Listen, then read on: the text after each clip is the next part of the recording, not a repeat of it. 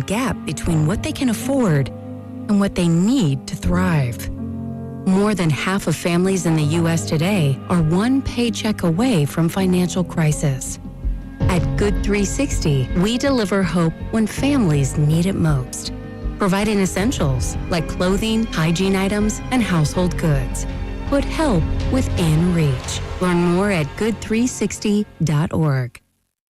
Did you know Skechers makes high-performance footwear for almost every sport you play? Here's what our athletes are saying. Hi, I'm pro basketball player OG Anunoby. I dominate in Skechers basketball. Skechers delivers championship-level performance. I'm WNBA star Jackie Young. Skechers keeps me quick, comfortable, and ready for anything. And you can get high-performance Skechers and hands-free slip-ins technology. Just step in and perform. I'm pro golfer Matt Fitzpatrick. I play in hands-free Skechers golf slip-ins. Find yours at a Skechers store, Skechers.com, or whatever high-performance sports shoes are. Download to see if you qualify. Not all customers will qualify. Transfer fees may apply. No Albert subscription required. Albert is not a bank. Albert loans are issued by FinWise Bank, member FDIC. Not an actual client. Terms apply. Is there anything Albert, my AI financial assistant, can't do? Albert, can you create a financial plan just for me? Yes. I've reviewed your accounts, income, and spending. Here's your plan and a few suggestions. Great. Any savings I'm missing out on? I reorganized your budget and found an extra $500 this month. Would you like me to transfer that to your savings? Sure. Done. Oh, I'm thinking about moving. Can you get me more cash? Albert can get you a loan up to $10,000 fast. How does that sound? Sounds perfect. Looks like Albert really can do everything.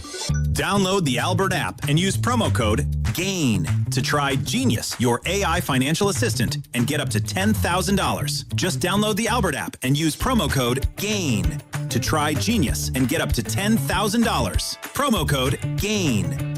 You know the feeling. It's 2 a.m. You're awake, running the numbers in your head. Payroll's coming. A client hasn't paid. Costs just went up. And you're thinking, how am I going to make this work? That's where LendSeek comes in. That was me. I had payroll in 3 days and money tied up in receivables. I couldn't wait weeks for a bank. I went to LendSeek, and within minutes, I saw real funding options. They were clear, upfront, no games. By the next day, the money was in my account. Payroll went out, crisis over. LendSeek uses AI to match your business with the right funding, up to $5 million in as fast as 24 hours. With LendSeek, it's not just funding, it's knowing you're covered when things get tight. If you've been in business for at least 1 year with at least $500,000 annual revenue, apply today. No upfront costs, no prepaid penalties, because in business, waiting isn't an option. Start ready, stay ready with LendSeek. Apply at lendseek.com. That's LENDSEEK.com. Buy more and get more this fall at Ashby Lumber, your local Millgard certified dealer. From September 1st through October 31st, purchase qualifying V400 Tuscany or V300 Trinsic windows and receive a gift card valued from $200 to $1,000. Plus, earn bonus gift cards from $350 to $750 on qualifying patio doors and moving glass walls. Visit Ashby Lumber's Berkeley or Concord showroom for complete details. Millgard Windows and Doors at Ashby Lumber. I'm Bob Burke, founder and chairman of Burke America Parts Group, a family of brands that includes RepairClinic.com, an appliance and HVAC parts solution company that's grown into an international brand. Before AmericanEagle.com, we partially launched a new technology platform developed by another firm. American Eagle helped take our technology to a whole new level with digital marketing, software development, and business insights into our key markets, appliances, HVAC, and outdoor power equipment, and did so both on time and on budget. AmericanEagle.com has the resources, experience, and talent needed to produce solutions. Our new technology platform, developed by AmericanEagle.com, has produced tremendous results with higher traffic, conversion, engagement, and online revenue. If you have any home repairs you need to take care of, check us out at RepairClinic.com. If you need a world-class website or technology project, then I would highly recommend AmericanEagle.com. Call AmericanEagle.com at 773-NETWORK. That's AmericanEagle.com, 773-NETWORK. Walking into the building for the first time after the shooting, it was crippling, but it had to be preserved. In response to the Pulse nightclub shooting that affected the LGBTQ community, Barbara Poma, owner of Pulse, founded the One Pulse Foundation to honor Pulse victims and survivors. If you're an ally of this community, speak out. There are more of us together than apart. It is the power of love in its rawest form. Join the fight for LGBTQ acceptance. Learn how at lovehasnolabels.com. Brought to you by Love Has No Labels and the Ad Council. You're listening to 95.7 The Game, KGMC-FM at HD1 San Francisco. Until they break. A broken door or dock record can be a real security threat, along with disturbing the flow of goods in your business. Luckily, RNS is here for all your commercial door, dock, and gate needs. From overhead doors and security shutters to fire-rated and personnel doors, RNS can provide your business with safety and security. Call 800-FIX-A-DOOR to schedule a free estimate or visit rsdoors.com. RNS Doors. Look for the red truck. The game is over. And we are headed to overtime on 95.7 The Game. I used to have a car.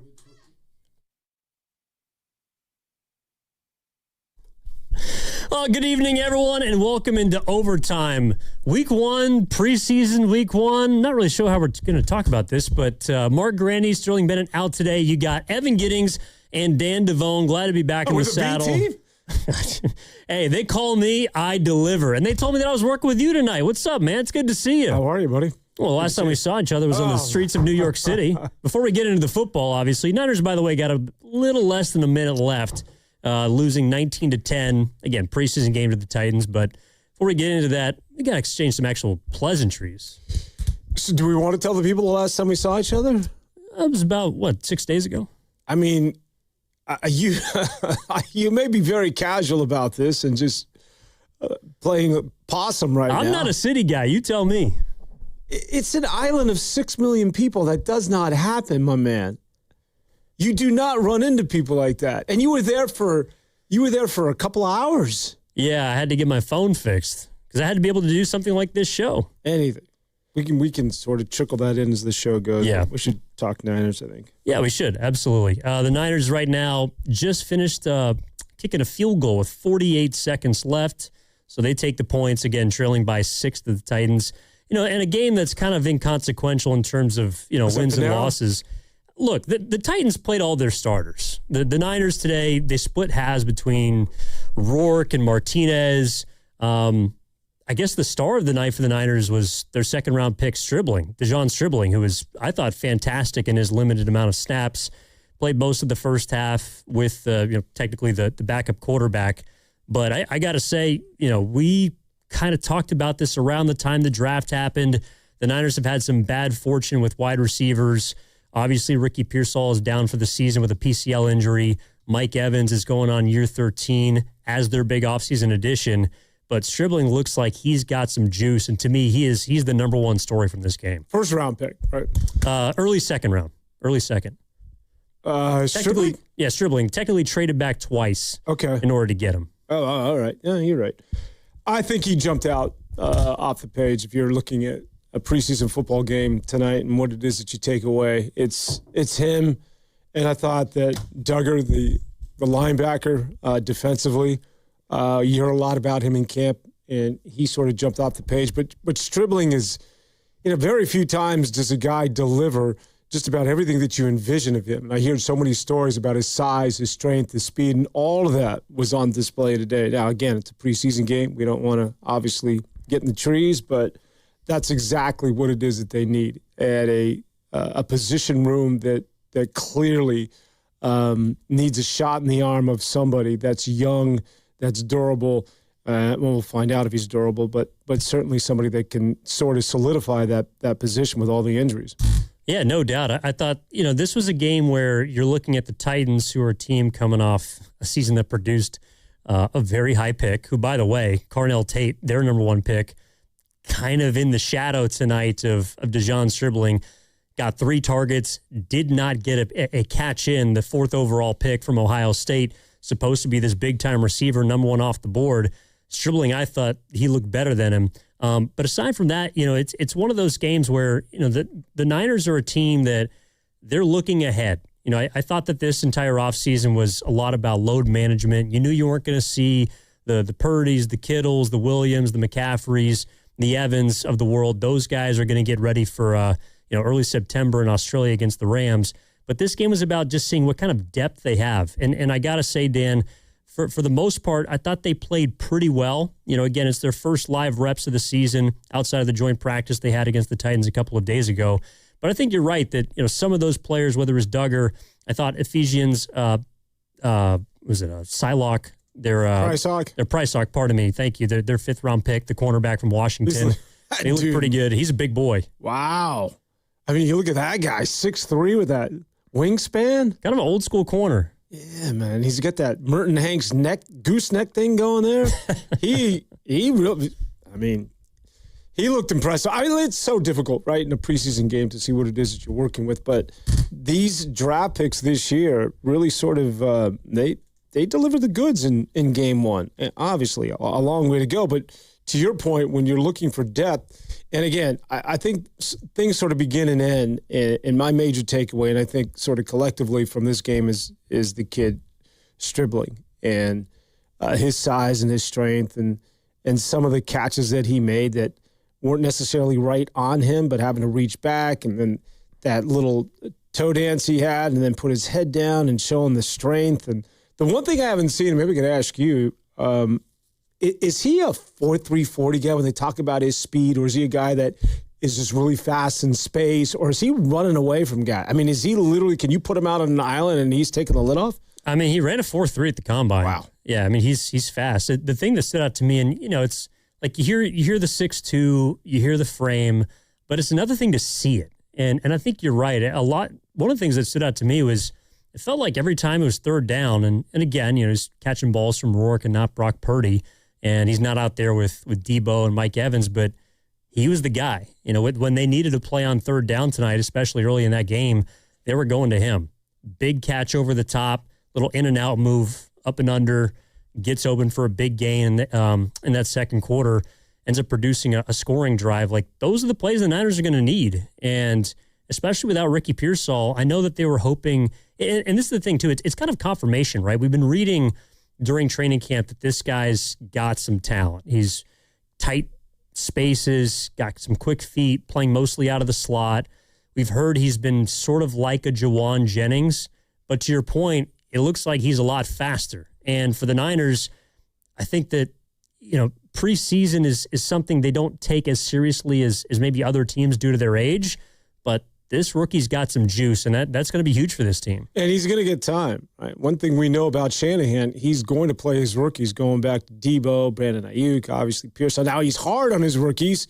Certainly that's been sort of Kyle Shanahan's trait, and apparently he has been in the grill in the face of Stribling. And I think that when you think about the young player getting an opportunity to play, I don't think it's just going to be lining up out wide, but we saw sort of the myriad of things that he can do. He get the ball in the backfield, and you think of Debo. Now, obviously, I don't think he's going to be lining up as a wide back anytime soon, but I think that what you're going to see are some wrinkles, and again, Kyle Shanahan getting innovative with a wide receiver that he can use in little hitch routes, the slant, apparently a go if he's running a 4.3 40, but also getting the ball in reverses and being able to create and do some things. And Kyle Shanahan, as innovative as he is, when he has a wide receiver that he thinks can do a multitude of things, he's going to get a lot of usage. So there's going to be an opportunity for this guy. And so one up and one down, he looked pretty good.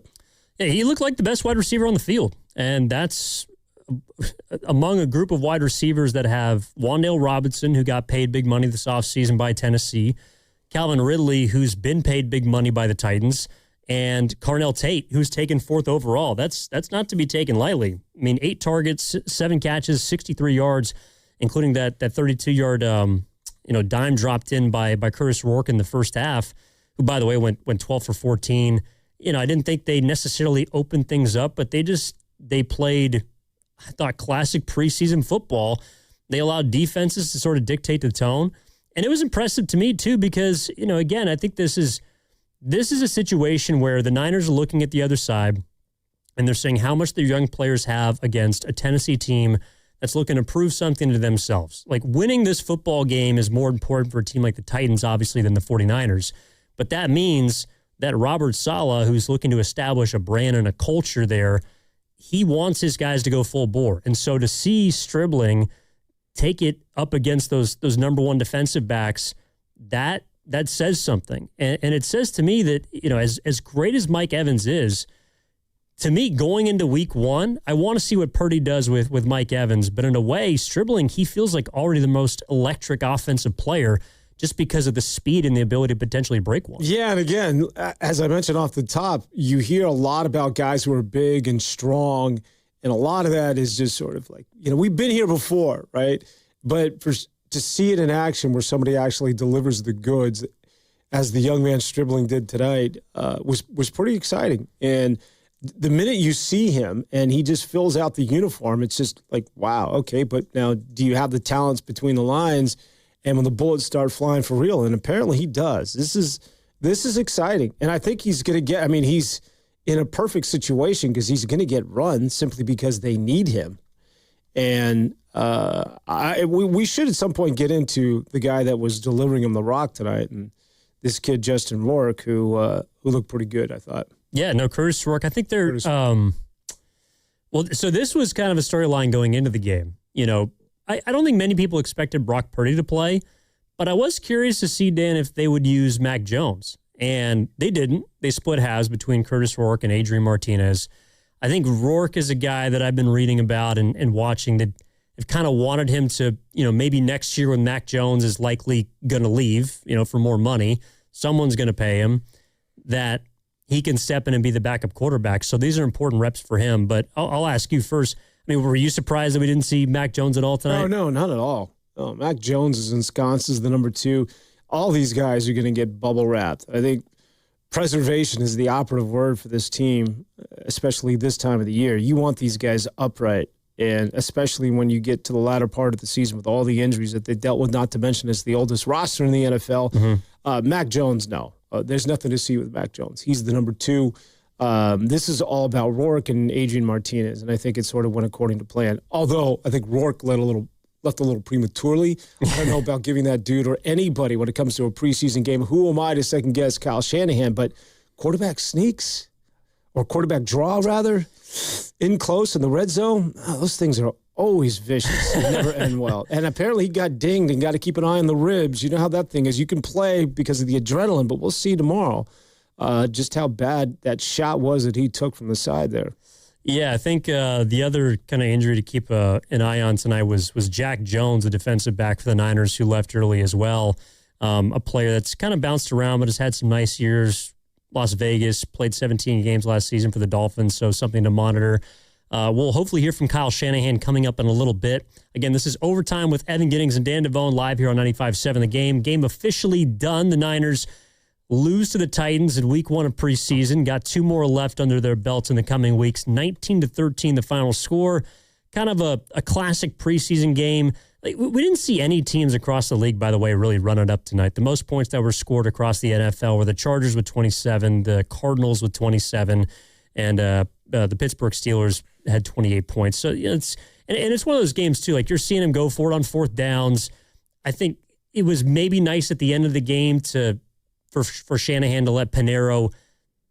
There's no pressure in preseason, but you let him take that kick late in the game to kind of simulate what a last-minute sort of drive feels like to get out there, and you need those points. Pinheiro, obviously a kicker that's well-trusted, only missed 1 field goal last season for the Niners.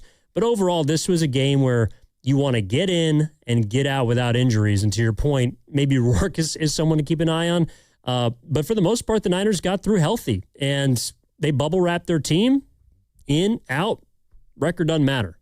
No, and the opponent doesn't really matter. It's just about situational football and getting reps, which is why I think the practices or these scrimmages that they had, like they did the other day against Tennessee, are much more productive from a coaching standpoint because you get the reps, and it's much more structured.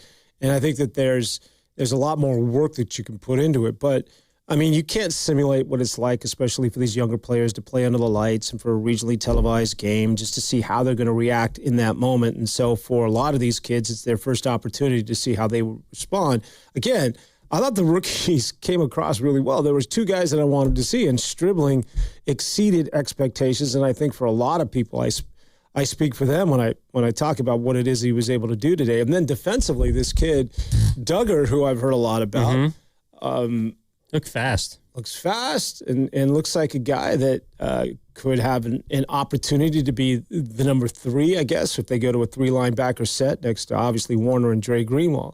Dre Greenlaw. And he just is, he has that size and that, again, and Romello height. I'm one of those guys, I hear about these guys, read about these guys, and then to actually see them play, it's like, okay, wow, you really are that big and really are that quick. Now, obviously, there's a lot that has to happen in terms of them, having this thing slow down for them a little bit. But I think just staying with Duggar for a moment, what I do know about Raheem Morris is that he likes to obviously camouflage things defensively, and with these 5 down linemen, he seems as though he might be the prototype for Raheem Morris going forward, a guy that you could have come off the edge, drop him back into coverage. He's played in so many different positions, including safety and linebacker, and I think he's been a down lineman as well. So I think that guy is somebody to keep an eye on in terms of the future with the 49ers, especially with Raheem Morris at the controls, because he can do so many different things.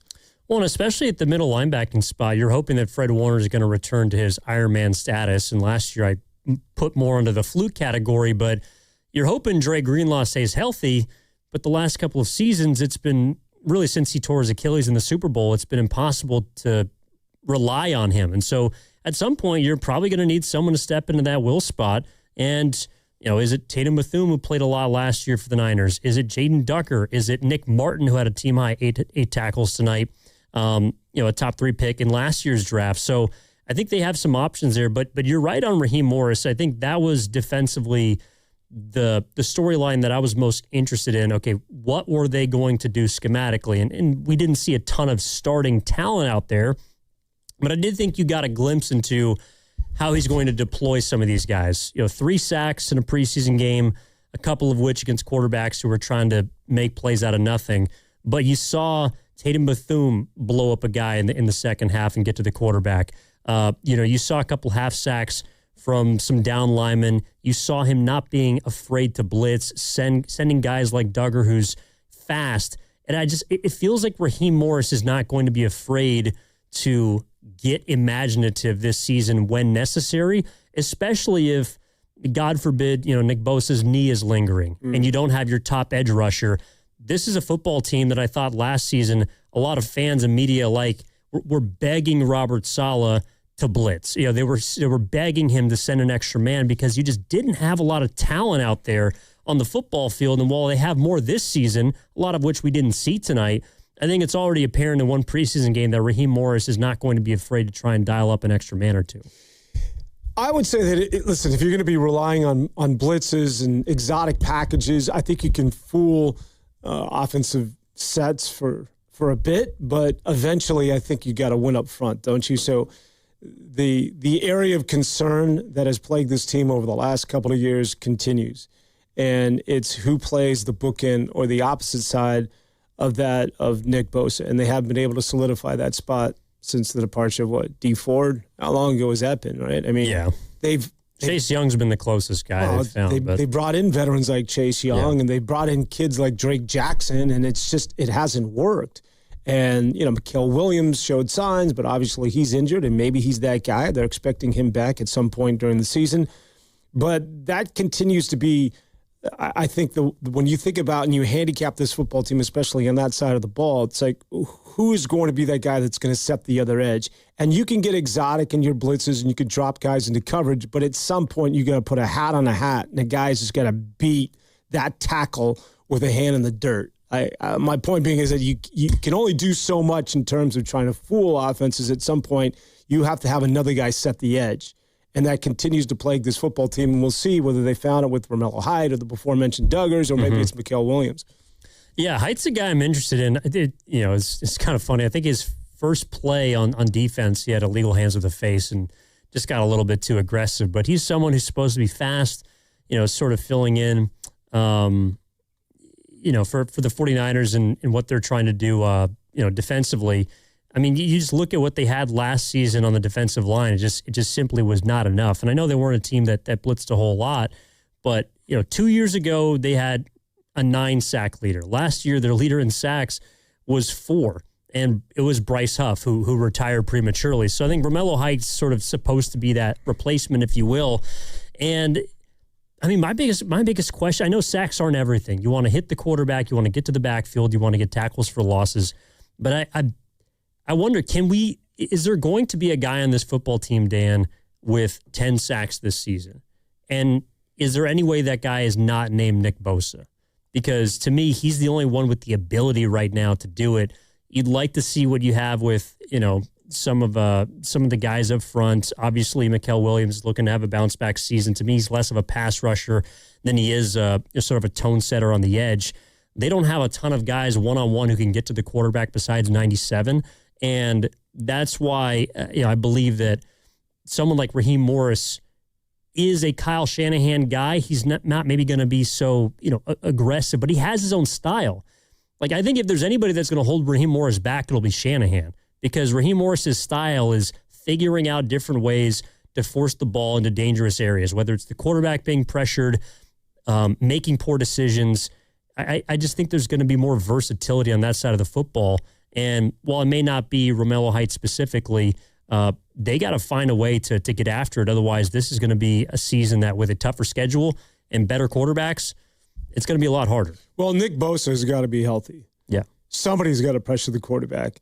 And if it's not Bosa, then you're in trouble. And it's a lot like last year. And I can't think of, can you remember a team that vied for anything serious in terms of NFC or AFC championships or Super Bowls that didn't have a guy coming off the edge pressuring quarterbacks? It just or at least happen. An interior lineman. Yeah, that's a prerequisite in today's football. So Bosa's got to be able to do what he's doing. And to your point, I don't think you necessarily need somebody with double-digit sacks coming off the other side, but you do need a presence there. And that's sort of been the area of concern. And you can see it with the way they target guys just about every year in the draft, trying to find somebody. And again, up next is Romello Height, and let's see what you got. And so apparently up to this point, he has been certainly somebody that hasn't disappointed, but we'll have to wait and see. It's difficult to sort of gauge what it is that you saw tonight, because it's a preseason football game and it's sort of sloppy. And Tennessee's a team that's won 3 games over the last 2 years. Well, 3 games last year, and I think 3 games the year before that. So it's not a good team. And but regardless, again, when you talk about tonight's preseason game and what jumps out at you, it's Stribling, and to me, it's that kid Duggar, and even that is it Pricesock? Oh, the cornerback? 6'3" with that wingspan. Yeah, Ephesians Pricesock. That dude are you kidding me? That play made it the goal line was nice. And that was he was D'ing up the kid out of Ohio State, right? Yeah, I mean, and they looked about eye to eye. Carnell Tate's a big dog. Again, if you're just joining us, 888-957-9570 is the number if you want to get in on the conversation. This is Overtime with Evan Giddings and Dan Devone here on 95.7 The Game. Niners, week 1 of preseason, fall to the Titans 19-13. A game where, again, standouts include their second-round pick, DeJon Stribling, 7 catches for 63 yards, including a 32-yard long reception. Was the longest of any wide receiver in this game. It didn't really feel like either offense was, going into the bag. I guess you could say Tennessee, ran a little more screen action. I thought there was some stuff in the first half that defensively the Niners weren't prepared for. But overall, this is one where you're trying to get through unscathed. You're trying to get through healthy. You're trying to get your guys reps, particularly your young players. And I think if there was anything, it was you're just noticing a lot of these guys for the Niners that are out there, and you're thinking about them as second or third stringers. And it's a reminder they played a lot last season. Tatum Bethune played a lot down the stretch of last season. You look at a guy like who was my guy? The safety, Marquise Siegel, who was out there, missed a tackle tonight. But Sebastian Valdez was someone who by the end of the year was a name that we sort of knew about. It's like Darrell Luter was out there. There were guys out there that played a lot last season, and you wonder, wow, how did that football team win 12 games with some of these dudes? They just signed Khalil Herbert off the street, and he ends up with a couple of catches and some decent runs for the Niners tonight. And outside of that, it's the running back room is a little bit bare. It's also on the backs of McCaffrey. I do wonder, how much did tonight maybe tell you about the positions and how important they are? I think it highlights again how important, obviously, McCaffrey is. I think it highlights how much on the defensive line they rely on Bosa. I thought the linebacking core looked okay, which is funny because that's the spot where I think you feel the most confident with Fred Warner returning. Yeah, I think as long as Fred Warner's good to go, I'm fine. Like, I know they put so much emphasis on who's going to be the number 2, but if Warner's one of those guys, if he's upright, no matter who's next to him, they're going to look good because he's so good. And he's a guy who just scrapes sideline to sideline and such a nose for the football that, we'll see what D Winner's like in Dallas, but I think all of those guys, it's hard not to look good when you're playing against somebody that's as talented as that of Fred Warner. So Fred Warner is upright. I don't care if it's Greenlaw. I don't care if it's D Winner. I don't care if it's Tatum Bethune or, this kid Duggar. Warner is really sort of the key in all of that. And you talked about players that you saw last year. Speaking of which, I think that one of the things that I'm keeping an eye on is those 5 picks that they spent on defenders their first 5 picks, all going to defense in last year's NFL draft. And all of those guys have their moments. Mm-hmm. And I think you could say, well, yeah, there's some promise here. There's some promise there. You're hoping that 1 or 2, if not all of them, in a perfect case scenario, takes that step, right?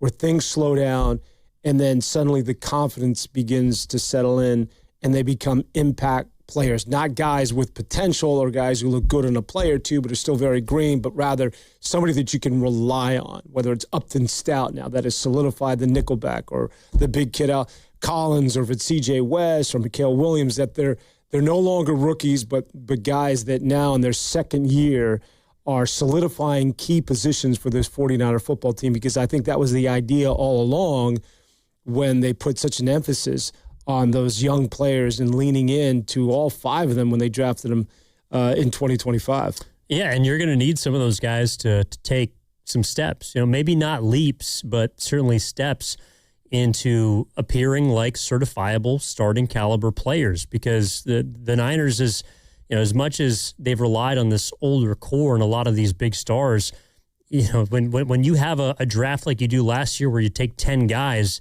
you got to hit on a couple of them, or you'd like to believe that a few of these darts are going to find bullseyes, if not big numbers. Little bit of an update from down south in Santa Clara. You were asking about Curtis Rourke and that rib that he injured on the quarterback keeper in the first half. According to Cam Inman of the Bay Area News Group, Curtis Rourke's rib wasn't broken upon stadium x-rays, but went to the local hospital for more imaging because he was struggling to catch his breath. Kyle Shanahan added, not too concerned, but I also don't want to downplay it. So at least for now, Curtis Rourke appears to be okay, as somebody who we'll probably see a lot of in the preseason if he's healthy. But again, Jack Jones really the only other one that I think left. Could be precautionary, could be serious. We'll find out. But the biggest win tonight for the Niners, obviously in a 19-13 loss, is the fact that nobody was seriously injured. So, all right, 888-957-9570 is the number. Evan Giddings, Dan Devone with you here on Overtime after the Niners, again, lose in week 1 of the preseason to the Titans, but they win in terms of health. Big performances from Dejon Stribling, 7 catches, 63 yards, long of 32 on 8 targets, by the way. Very efficient. Couple of first downs as well. Some big catches for the second rounder. And we'll have more coverage coming up on the other side, along with Kyle Shanahan, hopefully in a bit. Keep it locked right here on 95.7 The Game. We're back after this. Just hearing the word IRS can make people break out in a cold sweat. No one wants to deal with the IRS, and now you don't have to. The good news is Legal Tax Defense has been successfully negotiating with the IRS for more than 15 years. It doesn't matter how much you owe, whether it's $5,000 or $5 million. You deserve the best in the business on your side, and that is Legal Tax Defense. Even if you're working with someone else and just want a second opinion, there is no cost or obligation to call. They can prevent levies, liens, wage garnishments, even file back tax returns. And the best news about Legal Tax Defense is they won't take your case unless they know they will reduce or eliminate your tax debt. Call Legal Tax Defense right now for a free no-risk consultation. 800-265-7681. 800-265-7681. You have nothing to lose but everything to gain. 800-265-7681. 1-877 Cars for Kids. KARS Cars for Kids. 1-877 Cars for Kids. Donate your car today. 1-877-CARS for kids. KARS, Cars for Kids. 1-877-CARS for kids. Donate your car today. Ready to get rid of that old car? Donate it to Cars for Kids. Call 877-CARS4KIDS to speak to a friendly live agent. Donation is super easy, and your car can be picked up as soon as tomorrow. Go to cars4kids.org now or call 877-CARS4KIDS to donate your car today. 1-877-CARS for kids. KARS, Cars for kids. 1-877-CARS for kids. Donate your car today. Did you know you can donate real estate too? Go to carsforkids.org. That's cars with a K. Someone had a birthday. Yep, 50. Can't believe it. 50 years of wisdom. Great segue. We have a health reminder from the CDC. Pneumococcal vaccination is recommended for adults 50 or older. Says here, we're over 6 times more likely to be hospitalized with pneumococcal pneumonia than adults under 50. I don't love those odds. Same. Look what I found. Pfizer's Prevnar 20 is proven to help protect adults against pneumococcal pneumonia and invasive pneumococcal disease in just 1 dose, and millions have already gotten it. Continued approval may depend on a supportive study. Don't get Prevnar 20 if you have a severe allergy to its ingredients. A weakened immune system may lower your response. Common side effects include injection site pain and swelling, fatigue, headache, muscle, and joint pain. For full prescribing information, please call 1-855-213-2138. Visit Prevnar20.com or talk to your doctor or pharmacist. I'm on Prevnar20.com now, scheduling my appointment. Good idea. And happy 50th. Doors and loading dock equipment are a crucial part of your business, and one you probably don't think much about until they break. A broken door or dock leveler can be a real security threat, along with disturbing the flow of goods in your business. Luckily, RNS is here for all your commercial door, dock, and gate needs. From overhead doors and security shutters to fire-rated and personnel doors, RNS can provide your business with safety and security. Call 800-FIX-A-DOOR to schedule a free estimate or visit rsdoors.com. RNS Doors. Look for the red truck. Just hearing the word IRS can make people break out in a cold sweat. No one wants to deal with the IRS, and now you don't have to. The good news is Legal Tax Defense has been successfully negotiating with the IRS for more than 15 years. It doesn't matter how much you owe, whether it's $5,000 or $5 million. You deserve the best in the business on your side, and that is Legal Tax Defense. Even if you're working with someone else and just want a second opinion, there is no cost or obligation to call. They can prevent levies, liens, wage garnishments, even file back tax returns. And the best news about Legal Tax Defense is they won't take your case unless they know they will reduce or eliminate your tax debt. Call Legal Tax Defense right now for a free no-risk consultation. 800-284-1238. 800-284-1238. You have nothing to lose but everything to gain. 800-284-1238. The Colonel's cooked up a new $10 bucket of the day just for you. Monday, 24 nuggets for $10. Tuesday, 8-piece fried chicken for $10. Wednesday, 10 wings for $10. Thursday, 8 tenders for $10. Friday, 24 nuggets for... Ooh, you guessed it, didn't you? $10. Finger licking machine. The $10 bucket of the day deal. Every weekday. Only at KFC. It's finger licking good. Prices and participation variable. Supplies last. Not available on third-party ordering platforms. Tax extra. Pros, find the right flooring for the job in Lowe's newly redesigned flooring showroom. Shop our expanded assortment of trusted brands and get up to 35% off style selections, Stainmaster, and Stainmaster Pet Protect Special Order Carpet. And while you're here, save $100 on a DeWalt 20-volt max 6-amp-hour 2-pack of batteries. Now just $179. Get more of what you need faster and save more where it counts from the ground up. Our best lineup is here at Lowe's. Valid through 8/26 while supplies last. Selection varies by location.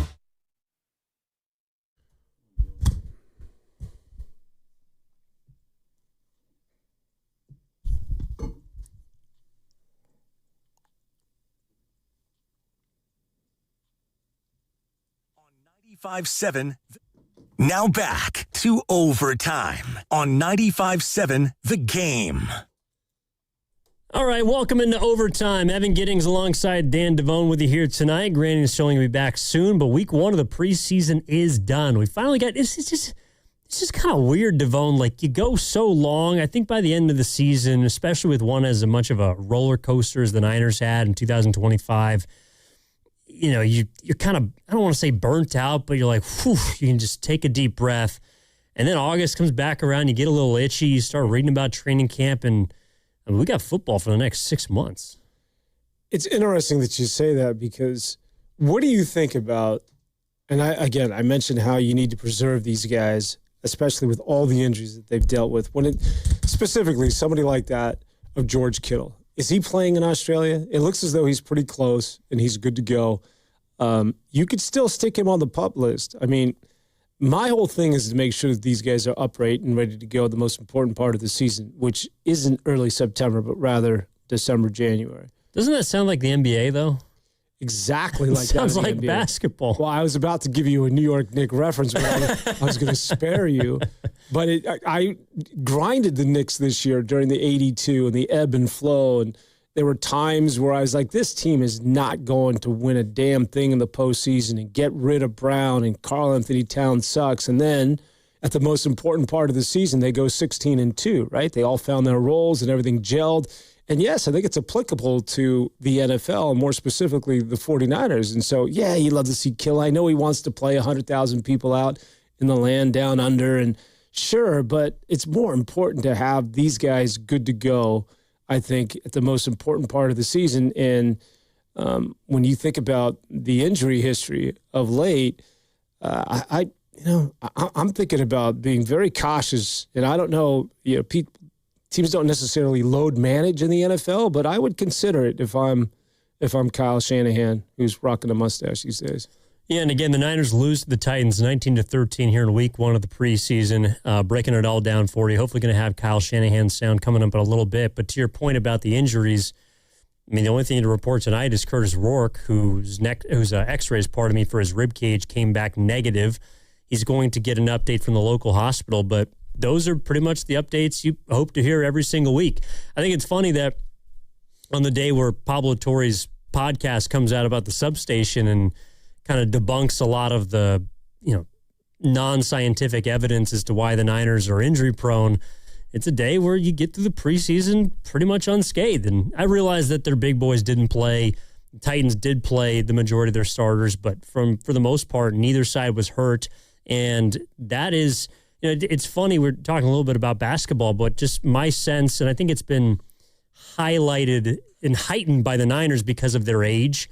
And you brought it up earlier how old they are, but this is load management time for them, the fall and training camp.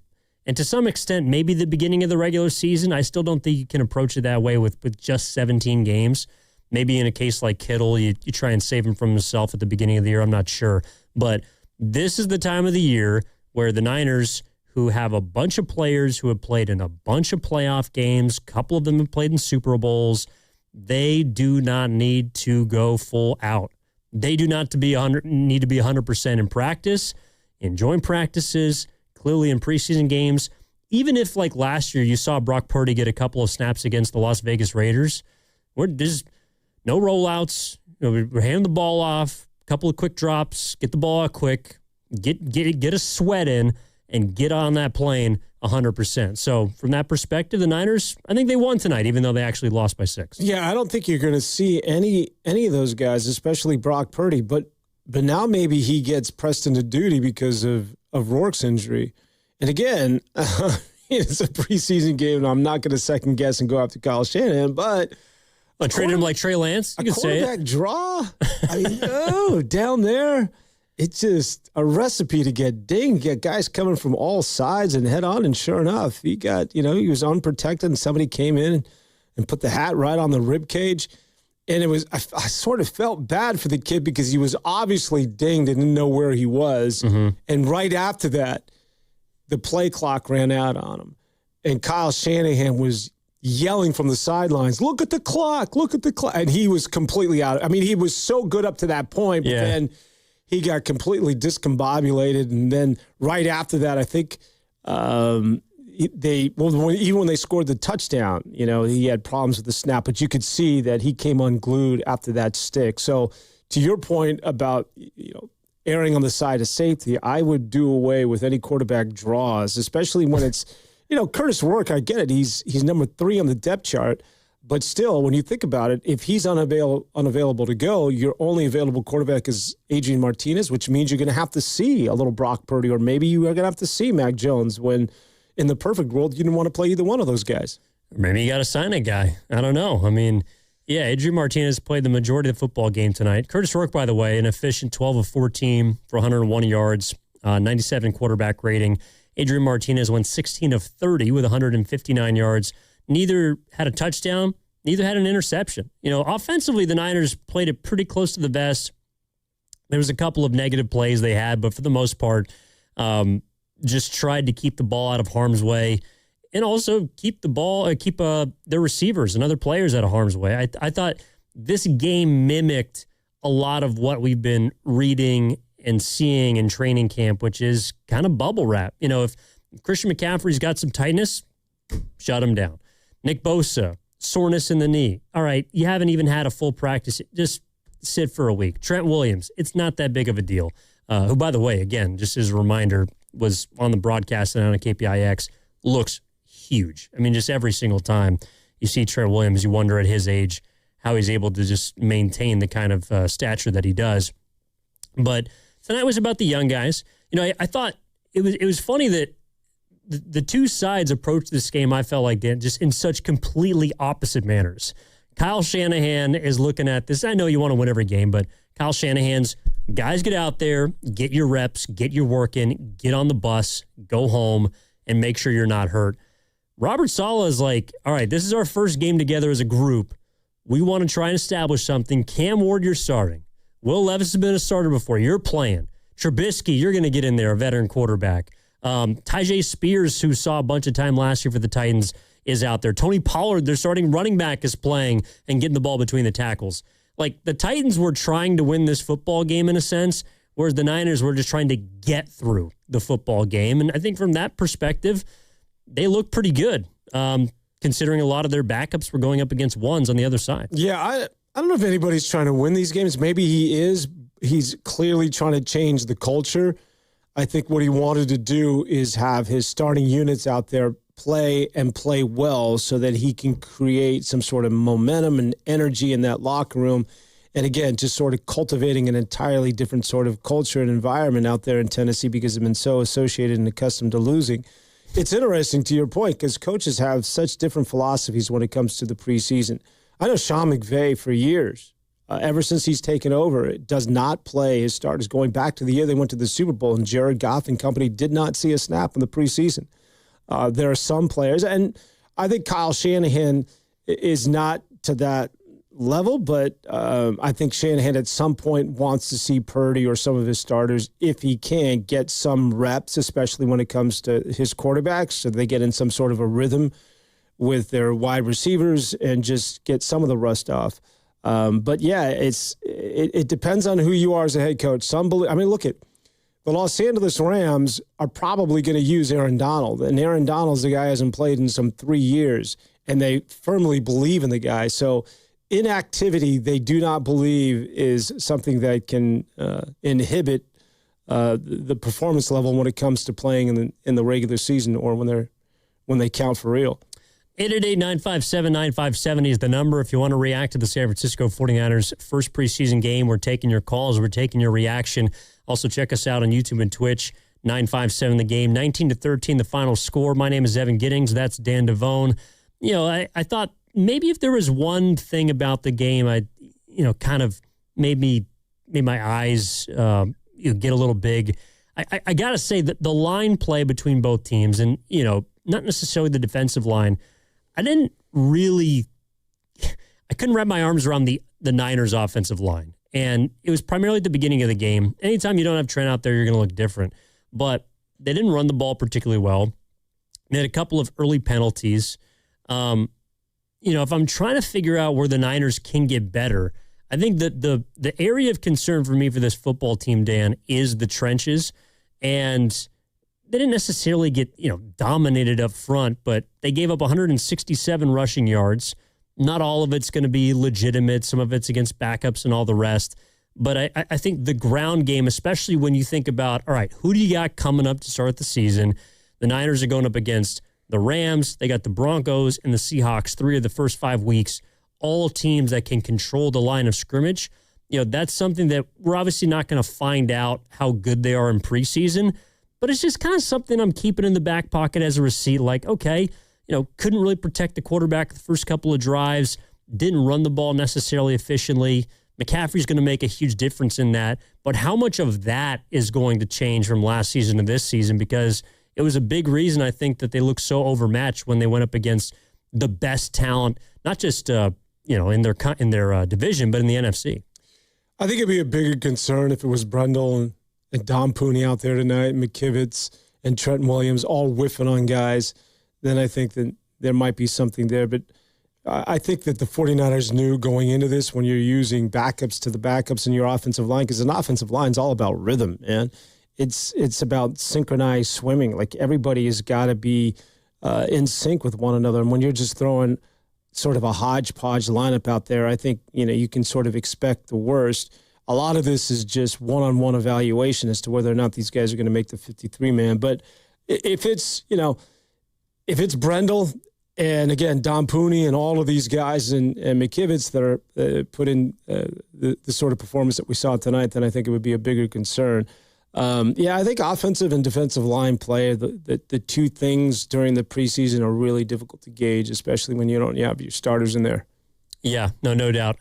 This just came in. Kyle Shanahan finished up at the podium moments ago talking about the Niners' loss to the Titans in week 1 of the preseason. Again, 19-13. If you want to get in on the conversation, 888-957-9570 is the number. Evan Giddings and Dan Devone with you. Here's Kyle Shanahan in its entirety. We'll listen to it and then react on the other side. Didn't return. Curtis Rourke, ribs. Didn't return. Nick Martin had a stinger. He returned. And Siegel, oblique, didn't return. How would you think of Rourke? It was his first NFL action. How'd you feel he fared? Looked good. Got the ball to the right spot. Thought he hung in there, played well, did a hell of a job on that draw. It looked good out there live. It sounded like he might miss some time. I'm not sure. They said ribs. He was struggling to breathe, so they took him to the hospital just to check on everything, make sure it's all right. X-rays in here didn't show it was broken or anything, but we'll see what we find out tomorrow. Maybe you have to add another quarterback. Yeah, maybe. And we still have 3 in here, so it's not a necessity. So with other guys starting on the roster, might be hard to add to carry 5, but you don't have to with 3. Is he okay since he's been in the hospital? Is he doing okay? I assume so. They weren't. They just want to go get more imaging and find out. So we weren't too concerned. I don't want to downplay it too much, but also not trying to overplay it either. All would have happened if Adrian had gotten hurt. We were from the second quarter on. We were talking about what guys who were in the game who could take a handoff and hand it off, or take a snap and hand it off. So Braden Willis was going to go in. We were doing handoff drills with him at halftime, so he was ready for it if we had to. What do you think of Dejon Stribling's long catch down the field and his performance in general? It seemed good. We'll see when we watch the film. I thought he struggled a little bit on the first drive, but I think he got 3 drives after that, and it seemed like he executed all the stuff that went to him, and I liked how his hands looked out there and played physical. Is he moving around, or is he still playing predominantly in the slot for you? He's moving around. Yeah, we're switching him up throughout the week, and he did a number of different things today, too. I know you've talked about it before, but what do you make of the way he's handling sort of the adjustment of playing other positions and just everything that's on his plate? He's handling it well. It was tough when he got hurt. He missed that week, and now he's been back for I believe a week, and hopefully he can string together 2 more of these weeks, because he's going about it the right way, and as long as he gets those reps and continues to do what he's been doing, should be ready for the season. Looked like Duggar was starting at the will and Martin at the strong. Is there significance to that kind of ordering? No, there's not really any significance with the linebackers. We feel like we got a bunch of good players. We're trying to get a bunch of them playing time and kind of let it sort itself out as these weeks go. We got his snaps at right guard today. Is that more of a cross-training thing, or do you feel he's more comfortable in that spot as opposed to the left? No, you gotta be able to play everything. We got guys competing for the starting left guard position. He's one of those, and he's got a real good chance to get that. A number of guys do too, and whoever doesn't better be able to play both sides. How did the joint practice on Tuesday impact what you wanted to do with the veterans, or did it? I mean, did they get the work in that you wanted them to get in this week? Yeah, they did. I mean, we decided that before. I wasn't going to play any of our vets really, or not any. The vets who were starters. We decided that a little earlier in the week before we went against Tennessee. If we didn't feel we got that work in, probably would have changed my mind. But was real happy with the work that we got that day, and the vets. The guys who didn't dress today got to work out in yesterday. They got to work out with the coaches today, just routes in air and things like that. So they've gotten some work in, but it'll be good to have them fresh for Saturday too. I know he missed some time too, but what have your impressions of Grayson Hall been so far? It's always tough when these guys miss time, but I think he's been back for at least a week too, and I think he's taken advantage of it. He had a good week and looked like he did some good things out there today, but I'll have to see the film and know for sure. Did it feel like business as usual for you, being back on the sideline, or being on the sideline? I'm assuming Clay called the plays. Yeah. How do you work on that? I'm the same as I did last year in preseason. I didn't call play last year in preseason, and so it's really felt the same as last year. I have a lot of confidence in Clay. Does as good of a job as anyone I've been around at it, and so nothing new today. I saw you kept the red flag. I know you have the option to have somebody. Did you think about another person having the red flag? No. I think the red flag's the most overrated thing in football. So I guess I should have given someone else an attempt at it. I like throwing it, but I don't like when I throw it and it's wrong. So, but I didn't have to throw it today, so it's a good thing. What are you hoping to see out of your defensive ends through the preseason while you don't have Bosa or Michael, maybe Keon? Just like guys separating themselves. I think we got a number of guys competing to make this team, number of guys competing to play, number of guys competing to try to make this practice squad. And I like when guys make it so we don't have to make a tough decision. I like guys to jump out in these games. I like them to jump out in practice. And, four of the guys that we had today didn't start training camp with us either. So, we've had new guys in there, but I think a lot of them have done some good things in this week, and they did the same things today, and hopefully that'll continue throughout camp. Coach, with just everything that's gone on the last month, how did it feel just to be on the sidelines coaching football? The same as it has in practice, so it's, I know everyone knows I missed some things and haven't been calling plays as much, but I don't really do that in the preseason anyway, so it's felt pretty normal. I'm on a pretty normal schedule. Missed some of the media stuff, missed some of the hours, and it's not exactly consistent, but football's been pretty normal for me. You didn't look like you had any concerns because you were walking on the sidelines between players and just kind of mixing it up in there. Yep, they stay away from me. They don't want to get hurt. What have been your impressions of Price Sock so far? Similar to kind of answering questions about everyone else. Anytime rookies come in, they got an uphill battle. He's been able to stay healthy and go through these 2 weeks, which I think has been really good for him. It looked like he did some good things today, and but like I said, I'll wait till I see the tape, and hopefully I'll continue next week versus the Chargers. As far as Rourke, did he start having trouble drawing a breath after he came to the sideline after that drive? I don't know. We were worried he was banged up on that draw. We were trying to look at him. We were yelling to him. He was saying he was fine. Then when he got to the sidelines after we scored, then they said they needed to take him in to look at a rib. They said that it didn't seem broken on the first x-ray, but they kept him in there. And then at halftime, they said they wanted to take him to the hospital just because he was struggling with some breast stuff. So you got to look in. When you don't see something on x-ray and someone's struggling with something, then you just got to go cover your bases and look for more. What appealed to you guys about Robert Jones bringing him in after he didn't play last year at the sit-out? Was it this 2024 tape or something else that really drew you to him? I think they bring us a group of all guys that are available, and our scouts have opinions on them, our personnel department does, and then we study them. As a coaching staff, the offensive staff, I rely on Chris Furster the most. Guys that have coached Robert in the past too that we have relationships with, so we felt he fit into our scheme and was a guy that we were able to get that we think can compete for that starting job, and if not, he can have some good depth for us. I don't know if I've seen you do the quick field goal, go for an onside kick too much. Is that just wanted to try it out? Is it something? Yeah, I still don't know if that was right. People were suggesting it. It's preseason. I said, screw it, let's try it. After we did it, I thought maybe we should have gone for the touchdown a couple more times because there was still a lot of time on the clock, and a touchdown is a lot harder, obviously, than a field goal. I did like doing it that way, knowing that we didn't have to waste a timeout, because having a timeout to go get that, whether it's a field goal or a touchdown, is a huge advantage. But we'll assess it as coaches tomorrow. We'll have our analytics people assess it and see. The right time to do it analytically? Well, they didn't speak up on that. So Okay, on the clock, I mean. yeah, when there is like a cut in stone thing, analytics-wise, when it comes to going for 2 or something like that, usually when it's like that, they speak up, and they didn't on that. So we'll assess it tomorrow. Is that Brian Hampton in your ear talking you through that? No, it's Matt Plonsky. Yeah. How did you? I'm retired from that 2 years ago. Excuse me. Did you and Sala get a chance to compare notes on your teams? Yeah, we're not the biggest note takers, but we're more FaceTimers. So we sat there and FaceTimed a little bit the last 2 nights, just talking about what we saw from each other. It's a little bit easier when you're in different different conferences. You don't have to lie as much. You can be a little bit more honest, but I know he definitely isn't always.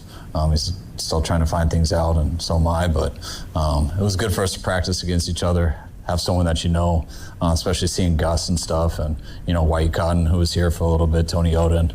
But it was good to catch up with all those guys this week. Did Nate Hobbs suit up? What's his status? Nate Hobbs in the practice versus the Titans pulled his groin, so he's going to be a few weeks. All right, appreciate it, guys. All right, thanks, guys. All right, that was Kyle Shanahan after week 1 of the preseason. Niners fall to the Titans 19-13. This is overtime on 95.7 The Game. Evan Giddings, Dan Devone, 888-9570 is the number. Obviously, a lot to dig into there, Dan. First things first, it's just like, considering everything he went through the last, I would say, month or month and a half, it is kind of good just to hear Shanahan actually be Shanahan at the podium. Yeah, I didn't even think about the injury or the car accident. It does feel behind us. When you think about how horrific that thing was, and it was less than a month ago. Well, it was more than a month ago. But, yeah, it's good to see him doing his thing. I thought it was sort of interesting. Maybe were we going to get to a break it? Yeah, I mean, we'll dig into our takeaways on the other side. But, yeah, I just wanted to – it is something that I think a lot of people is just out of their minds. And, was I think reminded – why I was reminded of it is just watching him in the joint practice, kind of with a little bit of – I don't know if it was a guard or, some sort of brace on his hand. But, yeah, Kyle Shanahan, he appears to be back, and he's as chipper as ever. All right, let's step aside. When we come back, we'll break down everything we heard from Kyle Shanahan, as well as week 1 of the preseason. Look a little bit more at the big picture for the San Francisco 49ers, some of our expectations, what we hope to see between now and their next preseason game against the Los Angeles Chargers of the preseason, who looked pretty dominant tonight in their own 27-7 victory against the Texans. Again, 888-9570 is the number. Overtime here on 95.7 The Game returns after this. Thinking about upgrading your sleep? Now is the time to shop Sleep Number. Trusted by millions for nearly 40 years, Sleep Number offers superior comfort, personalized adjustability, temperature benefits, and value that is unmatched in the industry. And right now, during the Sleep Number Labor Day sale, all mattresses are on sale. Invest in your sleep and experience firsthand Sleep Number's personalized comfort. Stop by a Sleep Number store or sleepnumber.com to learn more. Golf, community, giving back. Join Pettinelli Financial Partners for the 11th annual charity golf tournament benefiting the Autism Society San Francisco Bay Area. Gather your friends, clients, or colleagues for a memorable day on the course while supporting programs and resources for local individuals and families affected by autism. Whether you're signing up a foursome or becoming an event sponsor, your participation helps make a meaningful impact. Visit PettinelliFP.com today to register and learn more. We look forward to seeing you on the course. Cap off your summer at the Good Guys 39th West Coast Nationals. Over 3,000 of the country's baddest hot rods, muscle cars, customs, trick trucks, and more. August 21st through the 23rd at the Alameda County Fairgrounds in Pleasanton. Details at good-guys.com. No one plans to call a lawyer, but a lot of people wish they had sooner. Because after an accident, the clock starts immediately. Insurance companies move fast. They call, they record, they push for answers. And one wrong move, saying too much, signing too early, trusting the process, that can cost you thousands. That's why waiting is the biggest mistake you can make. Call Beam Law first, before you speak to insurance, before you agree to anything, before you risk your case. This just isn't a claim. It's your recovery, your income, your future. Beam Law has recovered millions for clients across the Bay Area and has been named Best of the Bay by SF Weekly 4 times. If you've been injured or lost someone due to someone else's negligence, please don't wait. Call Beam Law now at 415-523-5555. 415-523-5555. That's 415-523-5555. Or visit hurtinthebay.com. That's hurtinthebay.com, because it's not whether you get knocked down, it's whether you get back up. Beam Law, they've got your back, Bay Area. When selecting a financial institution, how do you know you're making the right choice? As Bay Area Bank customers find themselves at a crossroads, maybe it's good to consider if you want your bank to be community-oriented or corporate-minded. Fremont Bank has grown by providing stable, consistent service to the region, its families, and its businesses for 60 years, all without a single merger. And we intend for more of the same for the next 60. Fremont Bank, here for you, here for good.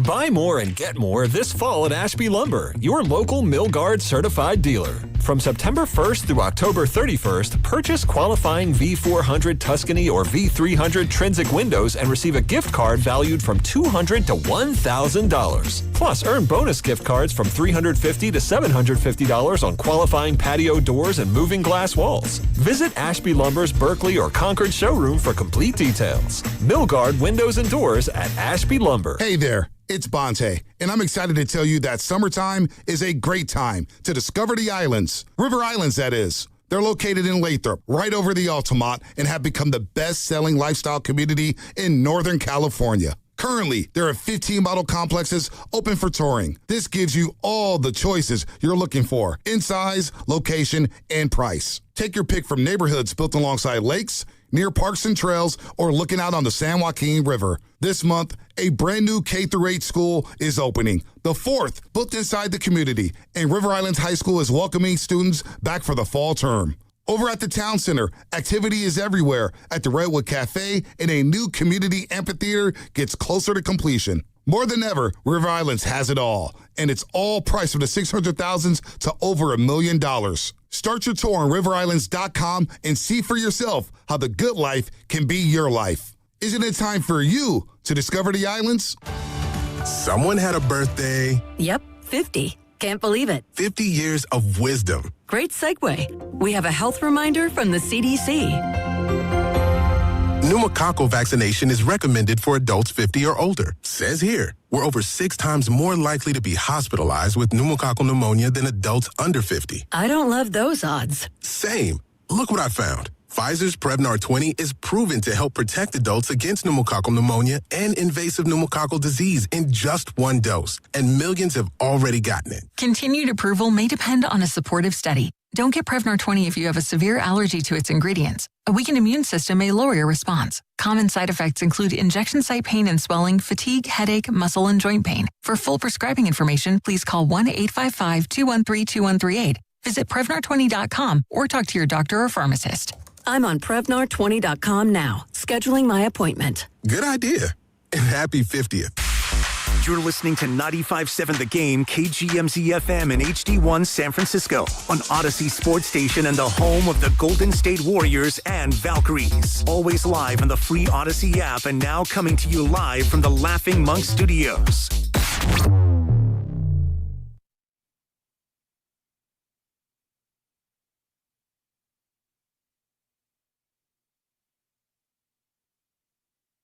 Now back to overtime on 95.7 The Game.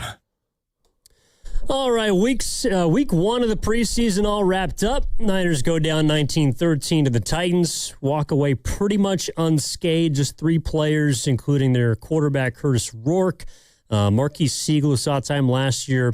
They do not return to the game, but Robert Saleh back in town, Kyle Shanahan back on the sidelines.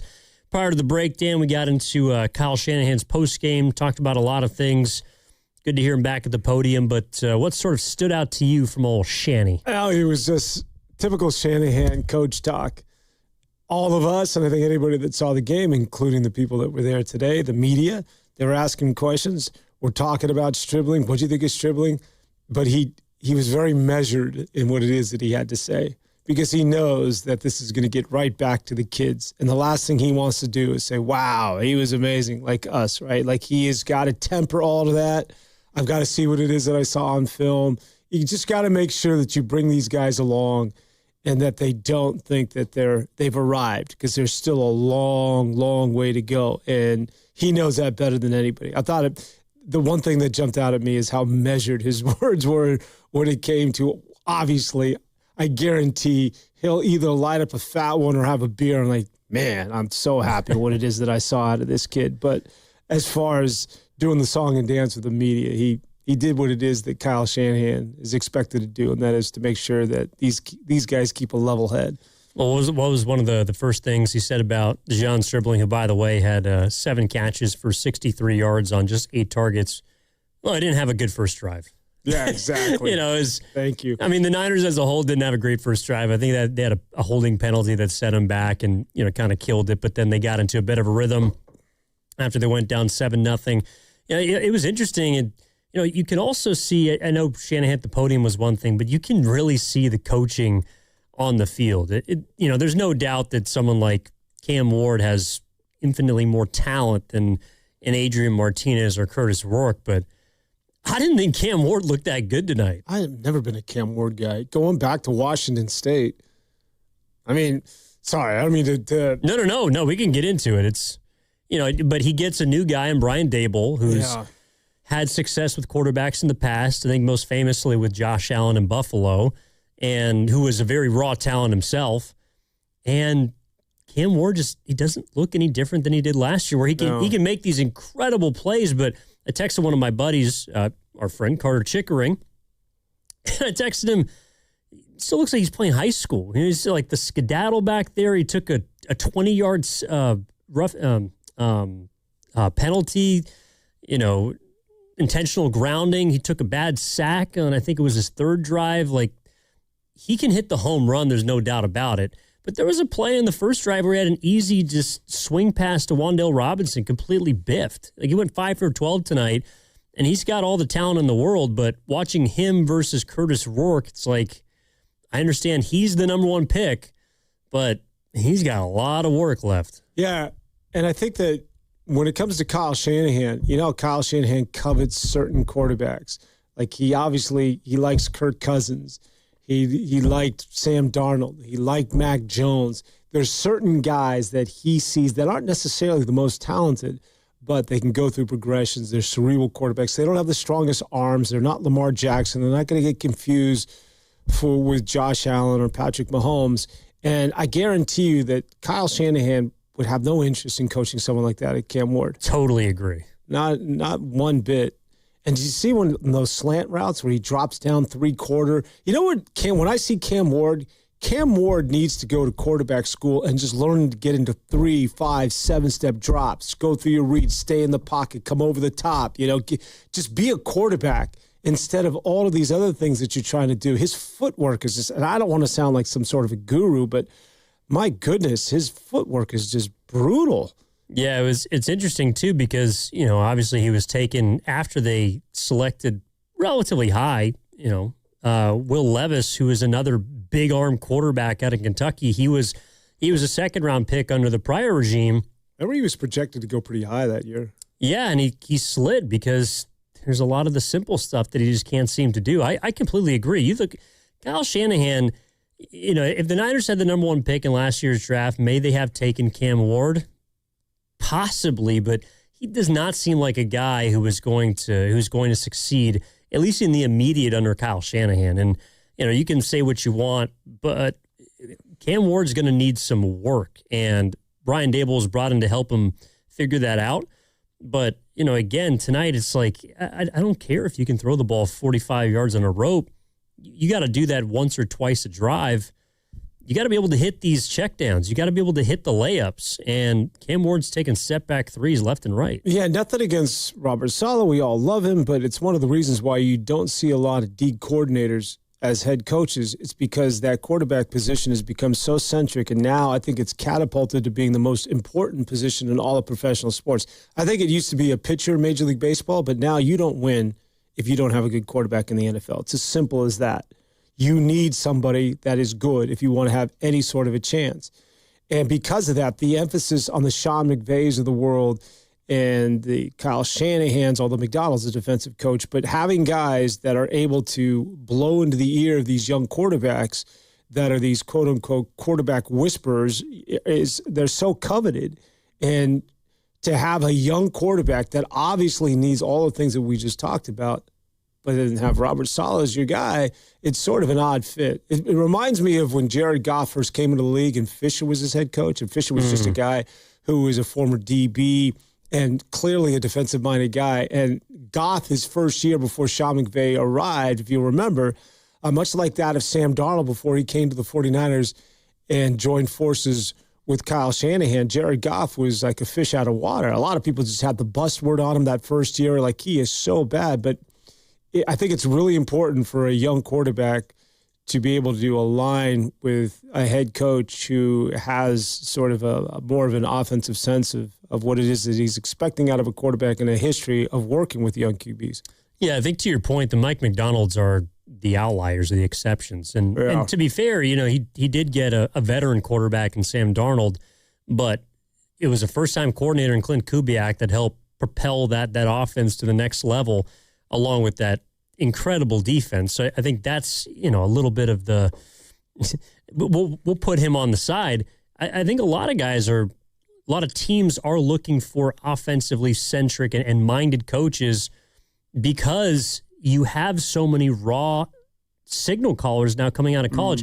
And it's funny, too, because Cam Ward played 5 years of college. He played all over Incarnate Word, up to Washington State, like you mentioned, and then finally in Miami. And you would think that a guy that would have 5 years of college under his belt would be a little more polished. But, you kind of threw him into the fire last year, and the Titans are wondering if he can take that step. There's a reason why Cam Ward needed to be out there tonight, and there's a reason why Brock Purdy didn't. And there's a reason why Mac Jones didn't need to be out there. He's the backup quarterback, and some of that has to do with protecting certain guys, but also a lot of it just has to do with Kyle Shanahan knows that his quarterbacks can do what they need to do. I'm not sure that Robert Saleh knows, along with Brian Daboll, the OC there, that they know that Cam Ward understands what he needs to do play in and play out. And so they need those in-game reps. Cam Ward, by all accounts of the joint practices, was not very good a couple of days ago for the Titans. Brock Purdy completely outplayed him. And Cam Ward, from what I read, the Niners' secondary and defense looked pretty good against him. So I realize tonight's, kind of a small sample size, 5 for 12, 57 yards. They do score on that opening drive where they go 95 yards in 11 plays. But it just goes to show that preseason, it's for the young dudes, but it can be valuable for the young quarterbacks as well. Just makes me wonder why someone like that, the head coach of the Tennessee Titans, Robert Saleh, would want to be a head coach again. I mean, for the most part, he could be another 2 and done. I mean, is he really going to turn things around in Tennessee? And I say that because I guess you make a couple of $100,000 more, but when you're in a solid place like that of the D coordinator with a winning organization like that of the San Francisco 49ers, don't you have a lot more security? I guess it's just you want to be the guy. I understand that, but I just think about it when you get to a certain point and you've done it once and you begin to realize that, if I was just to stay at a D coordinator where I'm really good with a good football team, I have a lot of security, my reputation isn't as tarnished as opposed to taking over these organizations that have nowhere to go but up. And it's the percentages of me being the guy that's going to revitalize football in Tennessee are, they're pretty slim. Well, it might be because you're just not seeing a lot of defensive guys getting hired. This was a massive hiring cycle this past summer in which you saw, I believe it was either 9 or 10 teams hire new head coaches. And the majority of them were offensive dudes. You have Stefanski, who goes from Cleveland to Atlanta. Mike LaFleur gets hired from the Rams as their OC to the Cardinals. Joe Brady gets promoted in Buffalo to the head coach. Todd Monken, who's the OC in Baltimore, goes to Cleveland. Clint Kubiak, who was with Seattle as their OC, is now with Las Vegas. And, Mike McCarthy, to an extent, kind of an offensive guy, more of a veteran coach with Pittsburgh. So maybe it's just a case where Robert Saleh is saying, look, I got to take a job because you never know if you're going to get another job. And I also think because of his time in in New York with the Jets. As much as a lot of that probably wasn't his fault, and they have a long history of, toxicity in that building, he ain't exactly the best guy on the market. And so I think he realizes that he can always go be a defensive coordinator. Hell, if Raheem Morris does a great job this year, he might be gone. Robert Saleh, he gets, might be able to come back. I'm not so sure. But I think the opportunity to be a head coach is one you have to take. And getting a second opportunity, especially after you've largely failed for 4+ years, doesn't come around too often. That would be my guess. I think he also got a long-term deal from them, but that'd be my guess for Tennessee. When we're talking about the offense of Tennessee and sort of comparing it to that of the 49ers, we talked about how Cam Ward just would not fit with Kyle Shanahan and what it is that he wants to do or what he covets in a quarterback. The other thing that jumped out at me is when you watch running backs, is this kid for who's their who am I thinking? Singleton, running back, anyways, for Tennessee. And then you watch the way 49er running backs run. And this is something that Kyle Shanahan, and it starts with Bobby Turner and his old man, they look for these guys who are north to south. They don't peek into holes. They don't dance into holes. And whether it's McCormick, Sincere McCormick, or Patrick Taylor, or some of the kids that got the ball going to Christian McCaffrey, or all the guys, Black, all of these guys, Jordan James, have the same trait and characteristics that they're guys that just go north to south, point A to point B. And there's none of this sort of tiptoeing in the holes. And I was watching Tennessee and Singleton and some of these backs sort of looking for the space before hitting the hole. And that's just not the way things are done with the 49ers. I'm not saying one's right or one's wrong, but it's interesting to see sort of the philosophical differences in terms of the way they coach and the players that they look for with one team as opposed to the other. Well, we're going to see if the Niners are going to be able to keep a couple of these running backs healthy, because Kalen Black out. They tonight ended up going with a guy that they had signed previously at the running back position, in Khalil Herbert, who's 6 carries, 18 yards on the ground. As a whole, they didn't run it particularly well. They only had 84 yards and 3 yards a pop.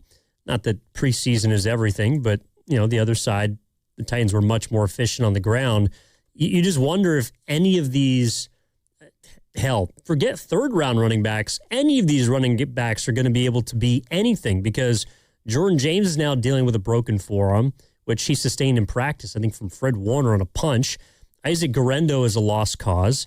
You're looking at signing guys from other practice squads, perhaps. The Niners, as much as they are dependent on their quarterback as any team is, the running back position for them is so barren, and has been because of their inability to find a player in the draft who can step in and help them. It's kind of interesting that a lot of people look at these high-paid running backs as being overpriced, and you don't want to give them that second contract, that big one. You use them up for their rookie deal, and then you replace them immediately because the position just doesn't have that long of a shelf life.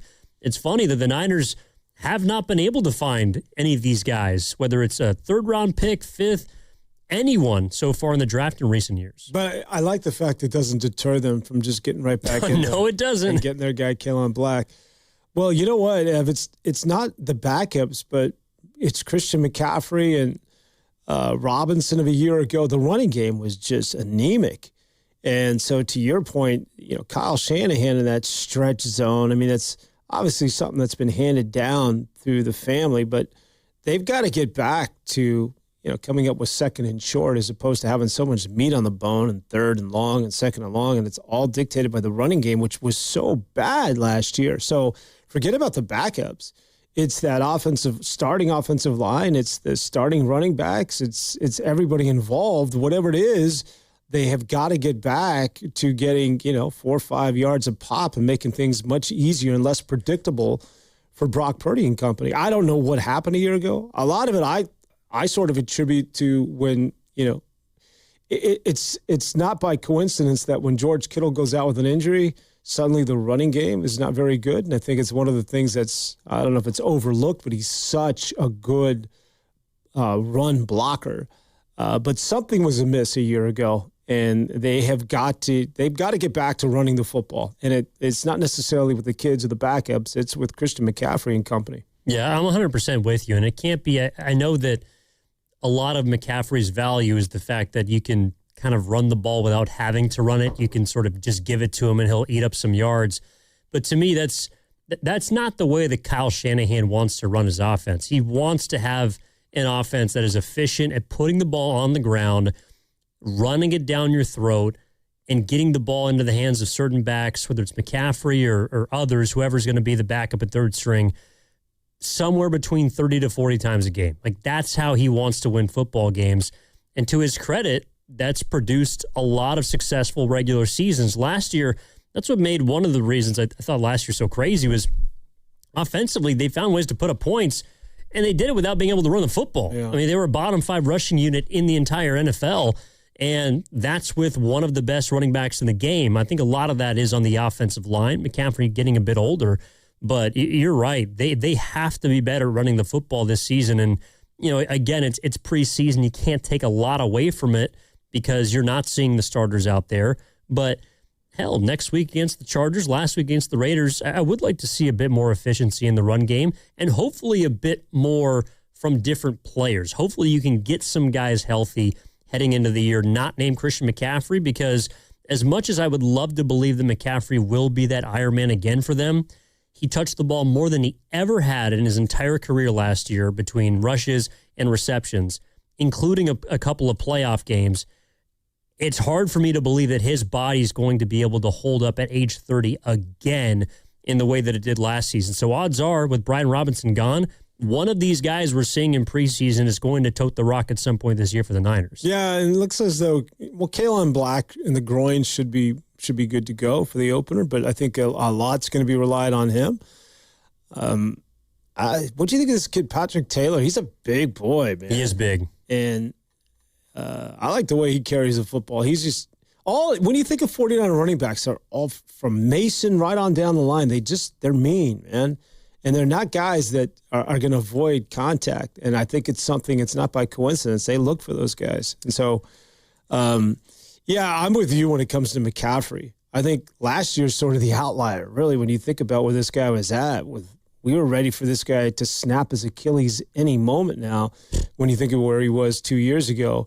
And then for him to play as frequently as he did a year ago, is that something that you can count on going forward? I'm not necessarily sure. So it puts that much more of an emphasis on the Blacks or the Jordan James or all of these kids, Sincere McCormick or Patrick Taylor. But somebody's got to pop. We know what McCaffrey can do. Somebody, and hopefully it's Black, right? That's going to be a guy that's going to be potentially the heir apparent. 888-957-9570 is the number. This is Overtime with Evan Giddings and Dan Devone here on 95.7 The Game. Titans 19, 49ers 13 in week 1 of the preseason. You know, the other thing, it's like you sign a guy like Zamir White, former Las Vegas Raider, who can kind of do a bit of both, has been a target in the backfield, out of the backfield at times in his career. But what we saw in 2024 is one of the reasons why they were so inefficient without McCaffrey in the red zone was just the lack of a threat out of the backfield. And as much as I would love to believe that Deebo Samuel can step in and become, even if it's a semblance of himself from a few years ago, I don't know how much I'm willing to rely on that to kind of be a bit of a hybrid player. Yeah, I think he would work really well alongside McCaffrey, as a lot of wide receivers do, because he takes so much pressure off them with guys in the box and whatnot.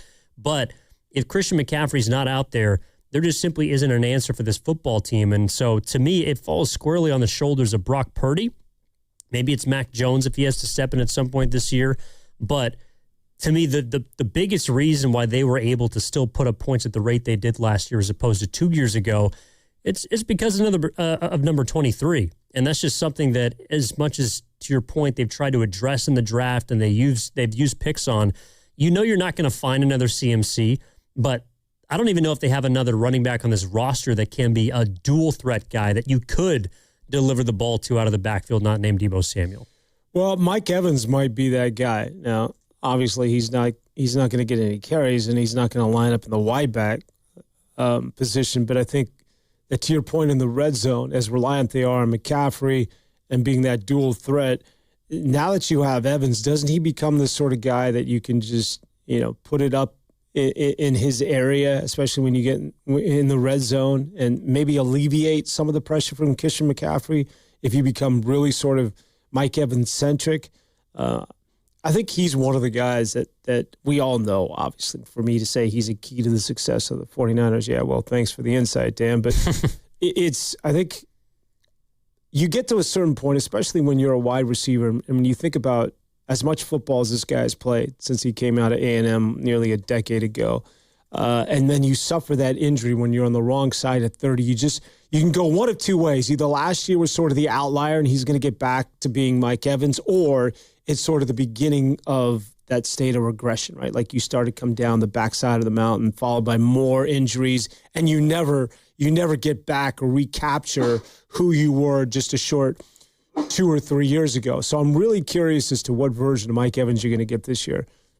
Yeah, I think that's the theme of the season for the San Francisco 49ers is how much do you have left in the tank? Because it's Evans, it's McCaffrey, it's Kittle, it's Bosa, it's Trent, it's Fred.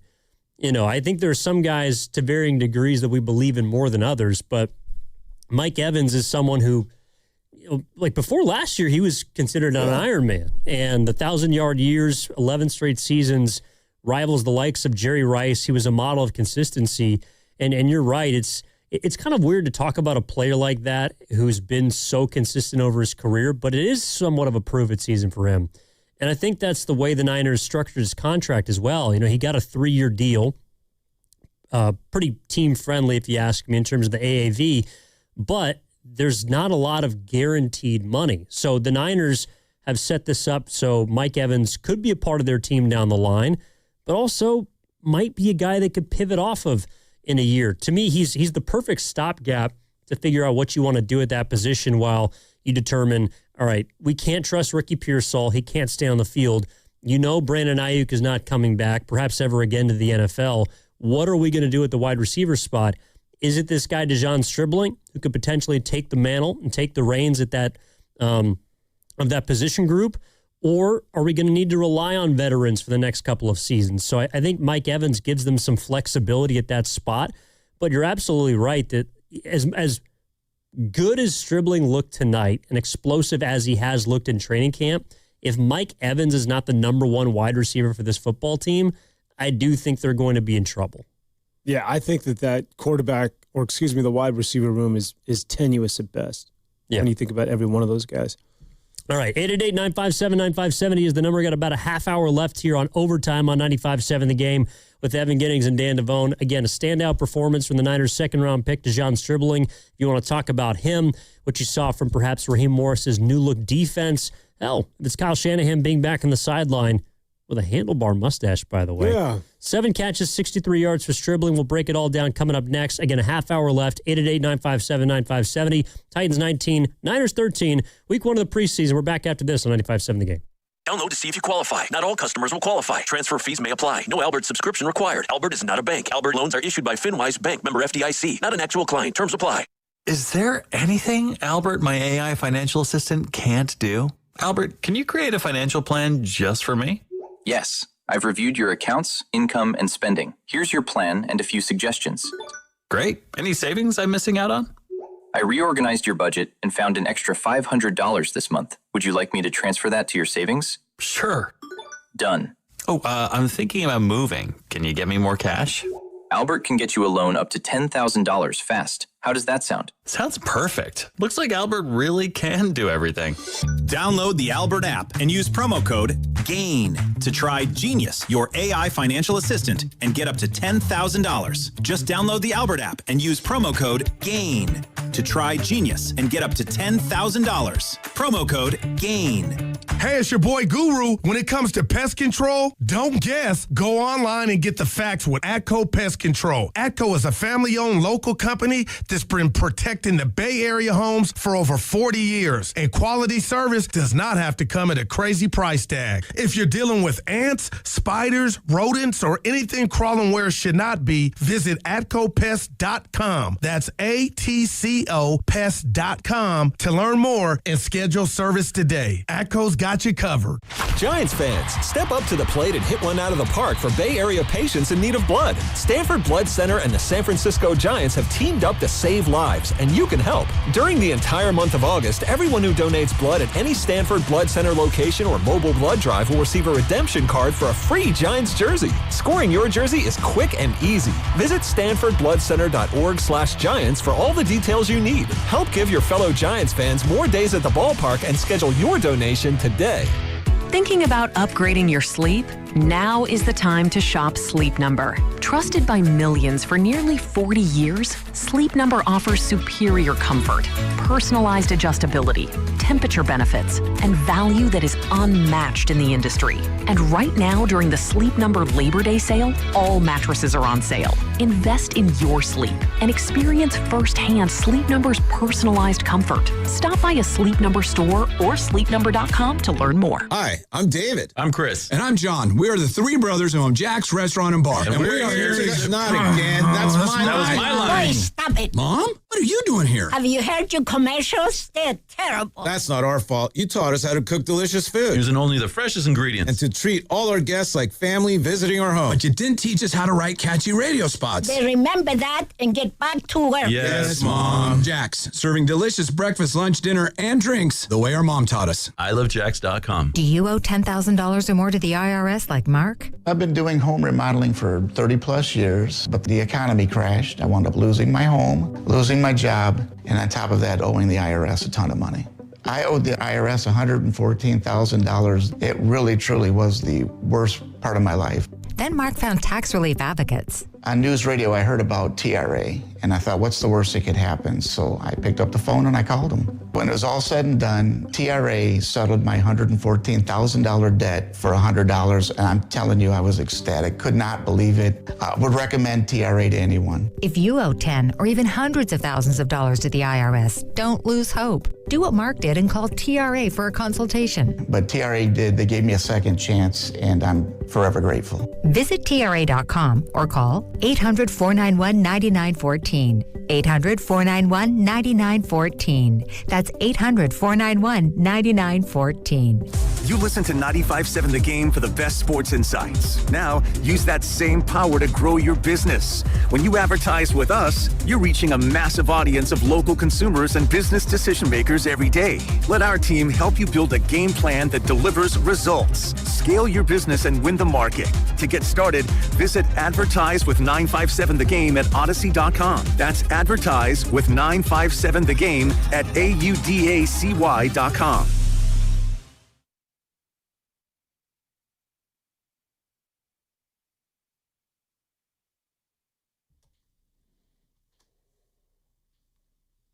Now back to overtime on 95.7 The Game. All right, a half hour left here. Evan Giddings, Dan Devone with you late night. Week 1 of the preseason. Niners go down to the Titans. Robert Saleh back at Levi Stadium. Only home game of the preseason. Niners will be on the road at SoFi next week, and then they'll wrap up with Las Vegas, a team they've, I don't know if they ever play in the regular season. That brings out the dogs, but they'll be there in the preseason at Allegiant. And here to talk about some of our biggest takeaways. I think, you and I are both on the same page that the most positive part of tonight's game, in addition to getting out of there relatively unscathed in terms of injuries, has got to be their second-round pick, Dejon Stribling. And, it's funny that coming into the week, there was not a lot of talk about the two wide receivers, Stribling and Tate, because Carnell Tate was taken so high and was supposed to be this huge talent on the scene, but felt like he was in Stribling's shadow most of the night. We'll find out. It's kind of funny. It's like the two top picks for the Titans last 2 years, Cam Ward 1-1, Tate 1-4. Kind of felt like they left you wanting more. Looked really pedestrian. But again, listen, I don't want to pass too much judgment after just one preseason football game, but just sticking with Stribling. And this sort of where we started the whole show is, I think that, what time is the roast kickoff tomorrow? 6 a.m.? Your boy Shasky's just going to be 6:06 technically. Loud and proud, just screaming from from the mountaintops about one Stribling, and rightfully so. And it's just with Shanahan again.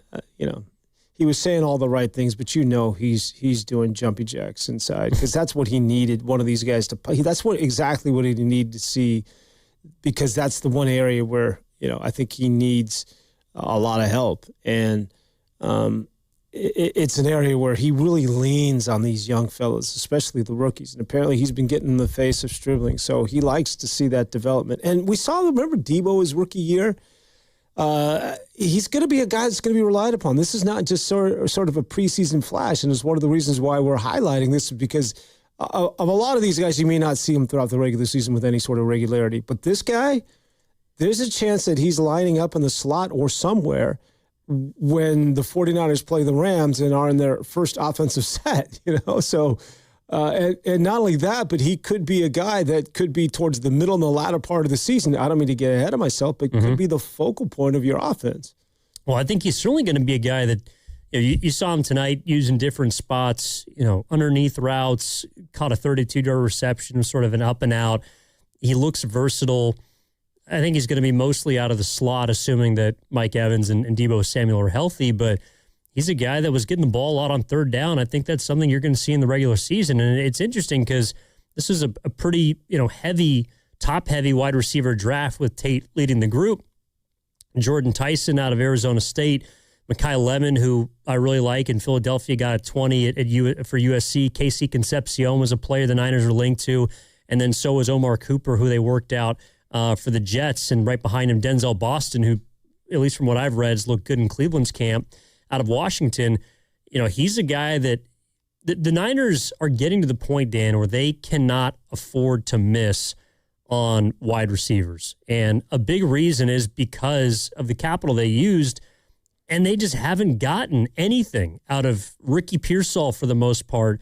Jordan Watkins caught a couple of catches tonight. I know he was a fourth-round pick, but the wide receivers that they've taken in recent years just simply have not been good enough. And that's why, Jacob Cowing, who was a fourth-round pick 2 years ago, who's got the burners but can't stay on the field. At some point, as much as, you're not going to hold these guys accountable but with their jobs because they're winning games, but it's like at some point, you got to hit on one of these dudes. And that's why I think tomorrow, you're right, everyone's going to be excited about Stribling because he's got some potential to pop. And it's crazy to say it, but that just hasn't been the case for a long time here in San Francisco. Yeah, not only hit on one of these wide receivers, but hit on one of these wide receivers who can stretch the defense, because they've missed on whether it's Cowling or going back to our guy Danny Gray.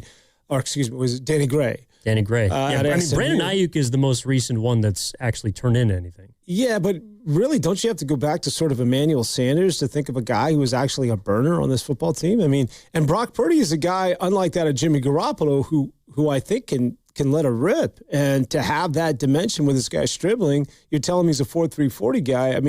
That to go along with what it is that we saw tonight, that he can make catches in traffic, he can put his head down. God, that toe tap he had, and then just simply pile driving like three defenders, to me was just sort of an omen of things to potentially come for this guy. But the fact that he can now stretch a D and take the lid off, that's just a dimension that they haven't had for some time. No, and it's interesting because despite not having a burner, you think about the classic Kyle Shanahan-led offenses from 2019 to 2023. They were number one, if not top 5 in the league in yards after catch. And they did damage once the ball was delivered, whether it was Jimmy Garoppolo or early Brock Purdy. In the last 2 seasons, there just hasn't been any of it. And it's some of these guys getting older. 2024, you saw Debo certainly lose a step. Brandon Ayuk goes through the contract negotiation, tears his ACL, and misses most of last season. So there certainly was some misfortune there, but you can only scheme so much. You need guys who can get open, and I don't think that Mike Evans is that sort of burner. He's going to be more involved in a lot of 50-50 balls and hopefully doing damage in the red zone to help them convert points. But Stribling is someone that you can legitimately envision beating you at or even behind potentially the line of scrimmage, as well as being able to go over the top. So I think the versatility early on in this game was apparent from Stribling. Just a couple of quick hiccup routes. You've read about the ability to, operate in tight spaces. To me, it was really fun to see all the stuff we've been reading about and maybe watching on clips, from people posting from training camp. It was really cool to see that come to fruition, because as much as people write about it and, they're in kind of light pads and maybe they're padding up and going hard one day at a time, until you actually see it on the football field, it ain't real. Yeah, I think today was huge. And there's a lot of excitement, and it's going to be around, I forget about who won or lost. By the way, is there a line on tonight's game for you sickies? You want to know what it was? Yeah, what was it? 6.5. Oh, God, you need help. You didn't play it, did you? Oh, my God. Niners got him by a hook. Oh. The Niners covered. What are you talking about? What do you think of Kyle's mustache? Oh, it's disgusting. What do you mean? Usually you wait for November for that sort of thing, right? He looks like he reminds me of Kendall Roy from Succession. It's actually a show I haven't gotten into. Really? No. You would think so. Actually, I've seen a lot of people compare it to some of the stuff going on in Golden State with the Lakers, but that's probably the only reference I've seen. He's 46 years old. He's about at the age where a mustache is fine. No, I mean it looks a little weird. Kind of reminds me of this is going to predate a lot of people, but Billy Martin, former A's skipper. manager. Yeah, he used to rock a mustache like that. But good to see him back. Bottom line, I think he's pleasantly surprised with it. I thought every one of those rookies, and I don't say this every preseason game, but they sort of, again, that I want to say Sprylock, but Psylock. I just double check that. Prysock. I just call him Ephesians. It's a great name. Prysock. He's that's an exciting looking football player, man. Prysock and Duggar look like a couple of dudes, and again I realize it's only one game, but that's a 4th and a 5th round pick. It's also kind of funny too, because you think about some of the best picks the Niners have made in recent memory. It's like none of them are 1st or 2nd round picks. Yeah. I mean, you go back down, obviously Brock Purdy's the last pick of the draft. You go back to Talanoa Hufanga was a 5th round pick. Jawan Jennings was a 7th round pick. Dre Greenlaw in the 5th. George Kittle was a 5th round pick. They've found some dudes in the back half of this draft, and it's interesting that they haven't been able to hit in the top 3. But Prysock is kind of that old school throwback corner, and then Duggar, he's big and he is fast. I know that he went to a small school in Louisiana, but he's somebody that he looks like a player. As much as Nick Martin has a 3rd round talent, I could see your boy Duggar chasing him for that spot. Watching them last year in the preseason, I just don't remember the rookies jumping off the page like this. Like when I saw Upton Stout, I was like, yeah, okay, we'll see. And he's turned into potentially a really good football player. And Alfred Collins was a big boy, but this year's crew just looks like, wow, okay. Mm-hmm. They've got a little more shine than in recent years, and we'll see. Obviously, time will tell, but they sort of jump out at me. I mean, I think last year they absolutely focused more on the defensive side of the ball. The only players that they took who play offense were Jordan Watkins, Jordan James, and Curtis Rourke, who's, again, according to Kyle Shanahan, X-rays came back negative for the rib injury that he sustained on that quarterback keeper in the first half. But this year, it was a little more balanced. You saw a couple of offensive line being taken, which was the first time, I believe, in 2 years that they took multiple offensive linemen. You saw them take a couple of D linemen, and then the skill position players in Stribling and Black. I know they didn't have 10 picks like they did in 2025, but you're seeing, I think, more of a concentrated effort on trying to just replenish the talent pool of their young guys, because the Niners are in a position, Dan, where I think they're hoping that this season the bottom doesn't fall out on a lot of these aging veterans. They're hoping that they have maybe one, if you're lucky, 2 more years of elite play out of some of these guys. But I also think that one of the reasons they've hitched their wagon on short-term deals to some of these older players is they just don't know if these young guys have it. And if you're really going to have to rebuild this thing from the ground up, if this season goes the wrong way, there's no reason to believe that there's a ton of hope coming in 2027 unless you indeed believe that Brock Purdy is some tide that raises all boats. And as good as Brock Purdy is, I think he doesn't get as much credit as he deserves. He's somebody, just like any quarterback, who's going to need help around him. You know, I think he's a solid guy. I think he's got a high floor, but he needs some of these young players to take strides, and he's going to need those aging stars to remain upright.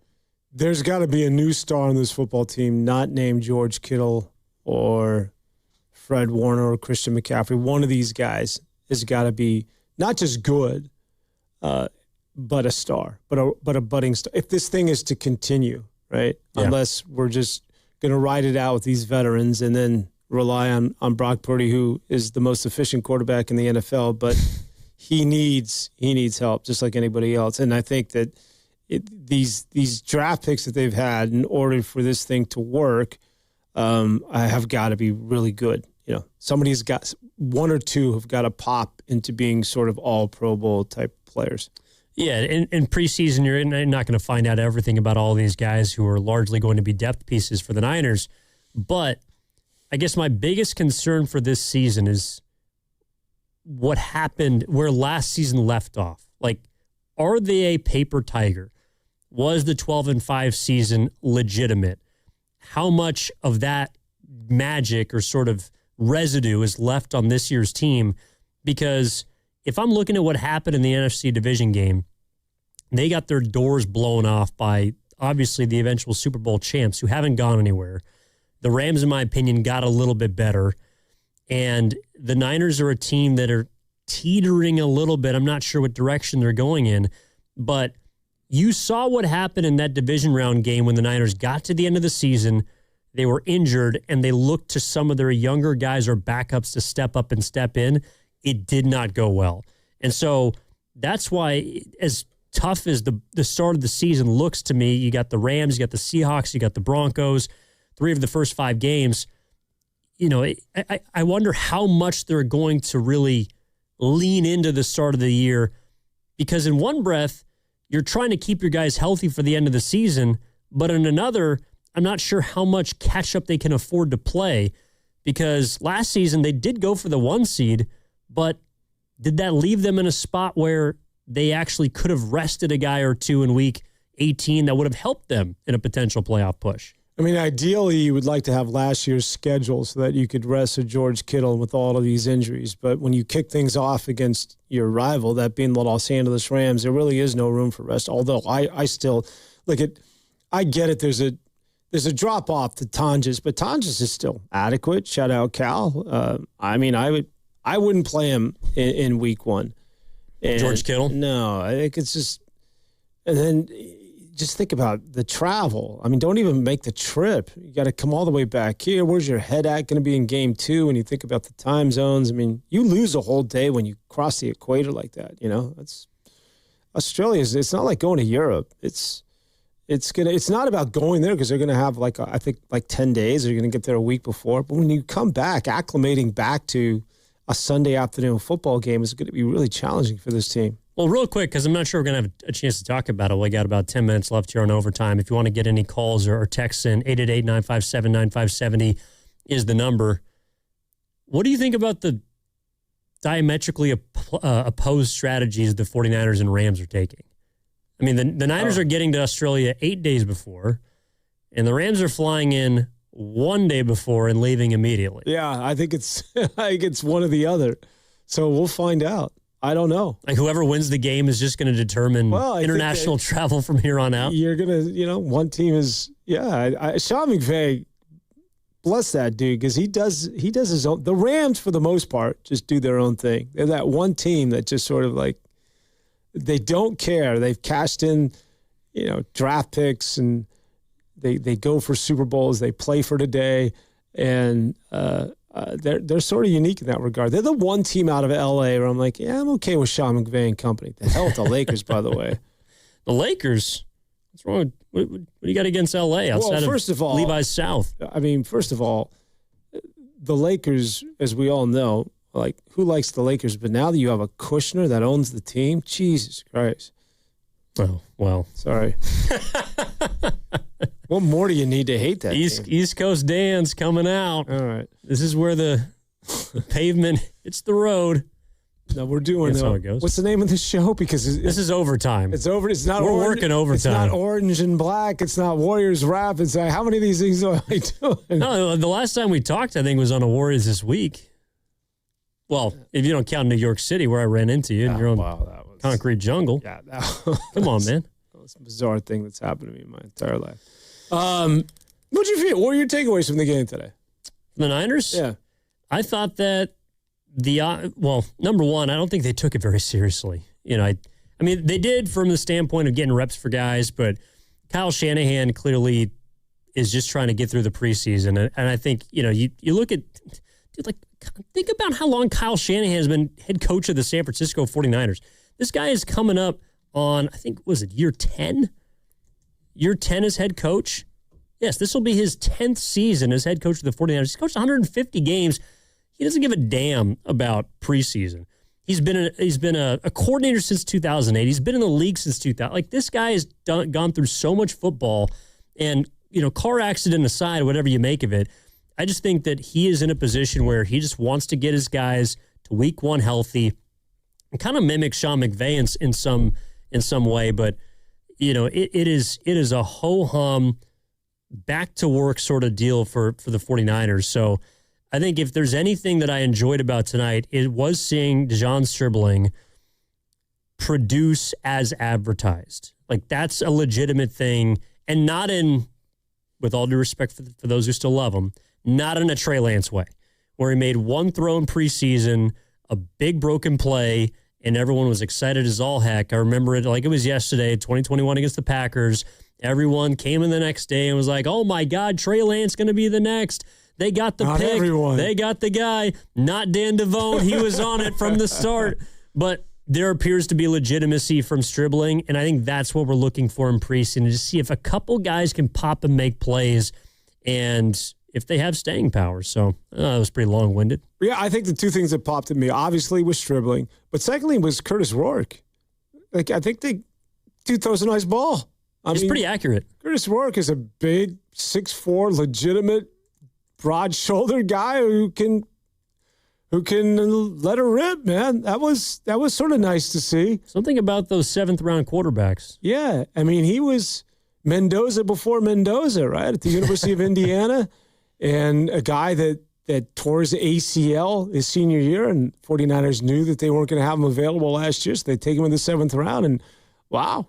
I mean, it looks like they got a quarterback there, and that's key for the 49ers because they're looking ahead, obviously. Should something happen to Mac Jones, he's going to be a starting quarterback somewhere else next year. But I think that after what happened in the NFC Championship game, what was that, 3 years ago with the UCL tear against Philadelphia and Josh Johnson, and just the drop-off was so severe, even going back to the days of Jimmy Garoppolo and Nick Mullen and company, that Kyle Shanahan realizes, as we just talked about, how important that position has become, that you can't have a drop-off as significant as that, which is why they spent time and money on guys like Mac Jones and Sam Darnold. And so they're looking at the next. And I think they found one with this kid Rourke. I think as much as we talk about Stribling, hey, Rourke was pretty good. Looked pretty good today. I mean, 12 for 14, 100 yards, nearly 100 quarterback rating. Did not throw a touchdown, did not throw a pick. But you're right. And we talked earlier about how a guy like Cam Ward doesn't feel like a Shanahan quarterback.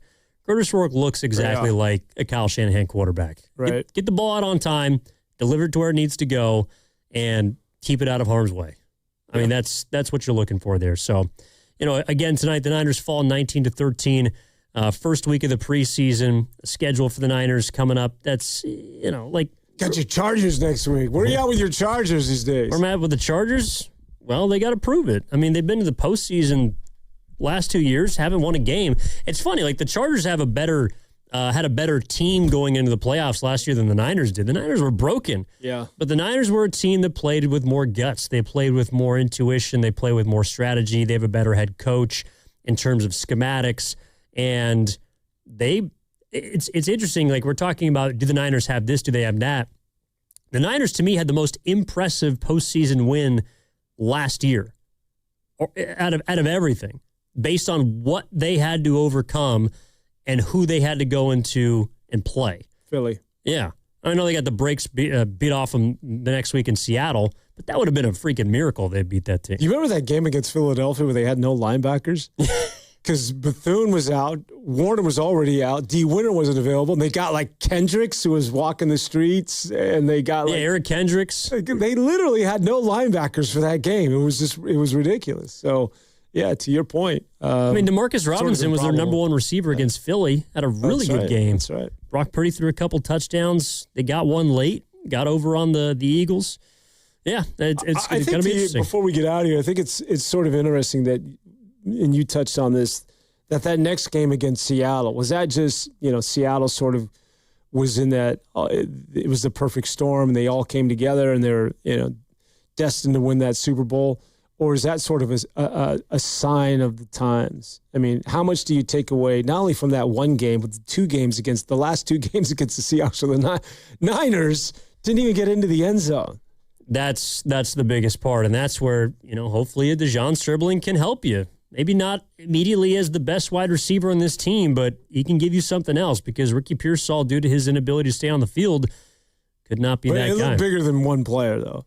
It looked like the Chicago Bears of 1985. I mean, well, the second game for sure. The first game too. It looks like they were playing with 14 dudes. It was just like, and I've heard this that McDonald he's got Brock Purdy. Like that's something that.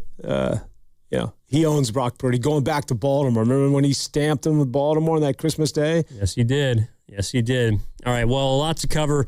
And also react to tomorrow again, starting at 6 a.m. with the Morning Roast, Dining Guru 10 to 2, and the Willard Dibs from 2 to 6. But that's going to do it for Overtime here on 95.7 The Game. Big thank you to my partner, Dan Devone. Our guy, Cam Williams, in the back, holding it down for us until 11 o'clock at night. We'll say so long here on 95.7 The Game. Evan Giddings, Dan Devone, Cam Williams. We'll talk to you next time. For all contest rules, go to 957thegame.com/rules. From carriage house to glass aluminum doors,